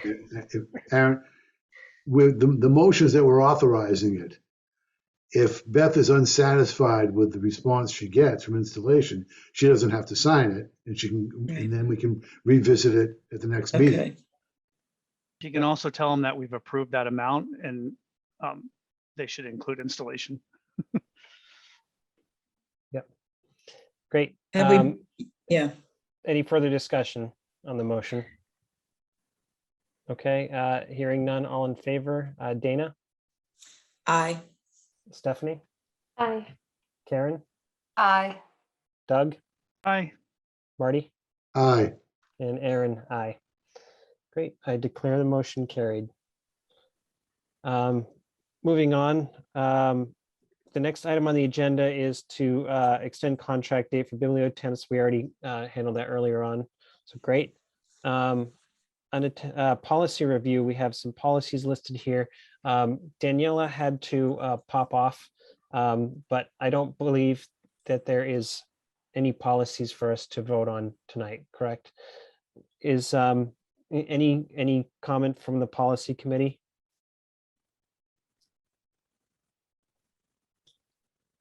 Okay. Okay, great. So moving on to the director's report. I sent out a report. Does anybody have any questions? I have a comment. Sure. There's a lot of comments. Holy cow. A lot of It's like, yes. wow. The yes and no log was fantastic, but the overwhelming amount of comments that your staff has been collecting from November was really, really great to look at. So I enjoyed reading most of those. I haven't gotten through all of them yet. I want to do it as a tag cloud next month, so you don't have to redo 10 pages of comments, and you can just see, oh, faxing came up, and a lot, because it's really big and bold, or printing came up a lot. I also want to figure out, I can also go through and do more tabulating of, we had 10 requests for printing, we had 15 requests for faxing, we sold, X number of masks, or people complained about masks. You don't have to see every single one, so I'll start streamlining that. Okay. Anything else you want to highlight for us, Beth? Programming has continued with in-person masked distance programming for youth, and it's been well received. We can't get into the schools because they're not letting anyone in, and Sarah's been putting together Zoom programming. We're already talking about summer reading and starting to work on summer reading, believe it or not. We've gone from 2 volunteers to 5 volunteers to now 11 volunteers, and I think as of December, I think we'll actually have like 24 volunteers. Wow. Doing 1 to 2 hours a week, everything from watering plants to doing some clerical tasks to shelving to home delivery. And I think we have so many people who want to come and work with us that we've capped it. Like we don't have any more projects. I may be taking on a Girl Scout who needs to do 20 hours for her silver award, I think, and get her to help me with some historical archiving and organizing projects. So that's coming up. Grafton celebrates the holidays. We did include in my last report the door count for the parking lot door, which is 640. When we added in the upstairs, people did come in that front door for the first time. We had 850 people come in. Oh, Amazing. We ran out of the craft. I think we had, she said, 2 gross, 288 keychains. We blew through those by, I don't know, 3 o'clock, I'd say. And for not having food and not having music or scheduled program, like that's a lot of people who have come into our building. I realize it was like December 5th and it's really not part of the November report, but you should know that there were so many people and so many great comments. I attended a training on redoing our passport acceptance facility paperwork, which is due very soon. I need to find like 6 hours to take off to do the webinar so that we can recertify as a passport acceptance facility for the new year. So that's in process, but again, like it's hard to find time to get off the desk and do it. You'll notice in that graphical report, all of our stats, I guess I can pull it and show it. All the stats I think are green except for maybe one.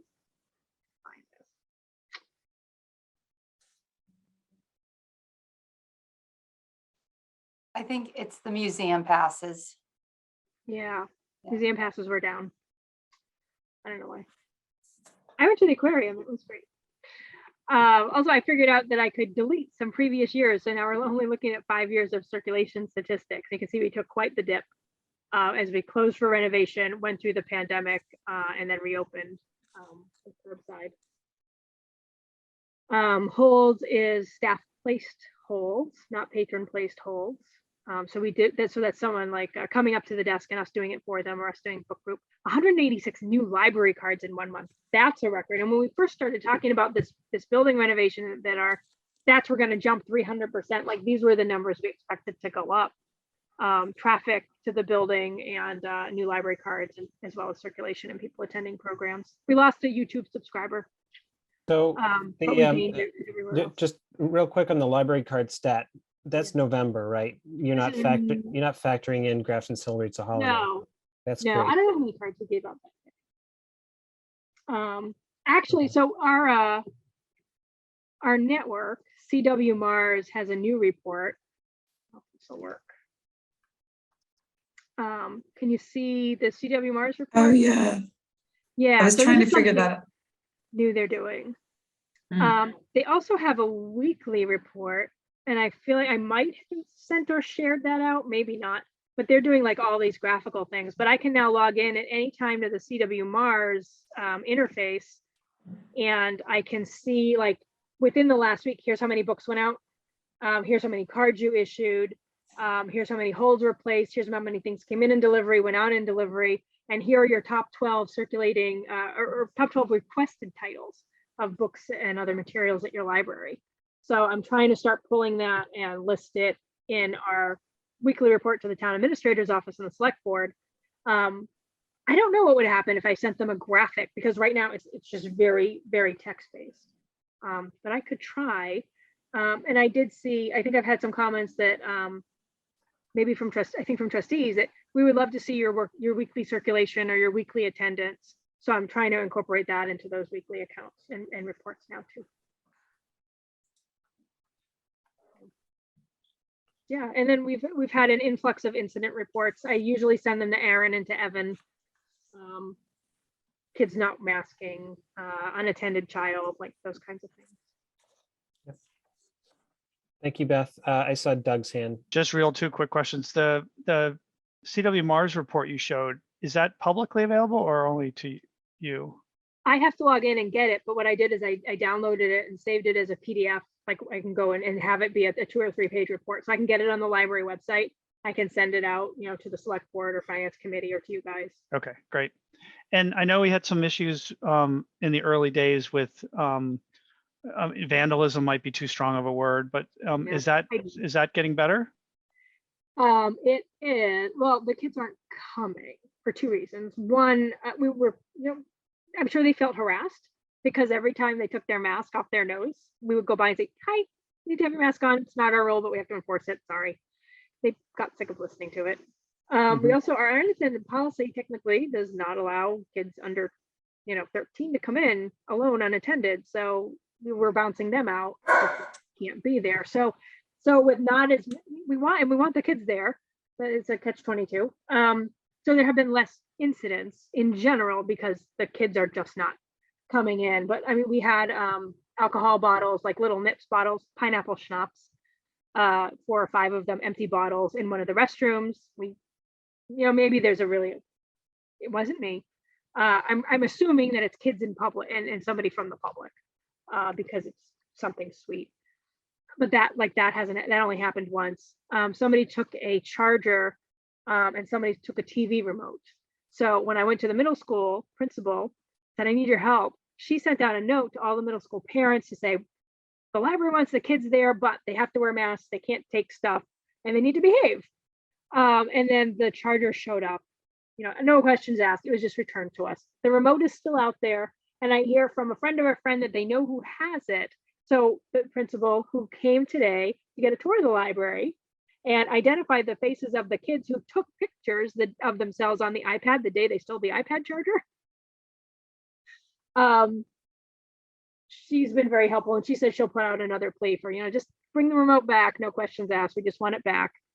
And it led to us barcoding the remote. So now if you want to play something on the TV, you have to give us your name with your library card and check out the remote, and then you can use it. And then we know who to charge if it doesn't come back. So yeah, Okay. Thank you.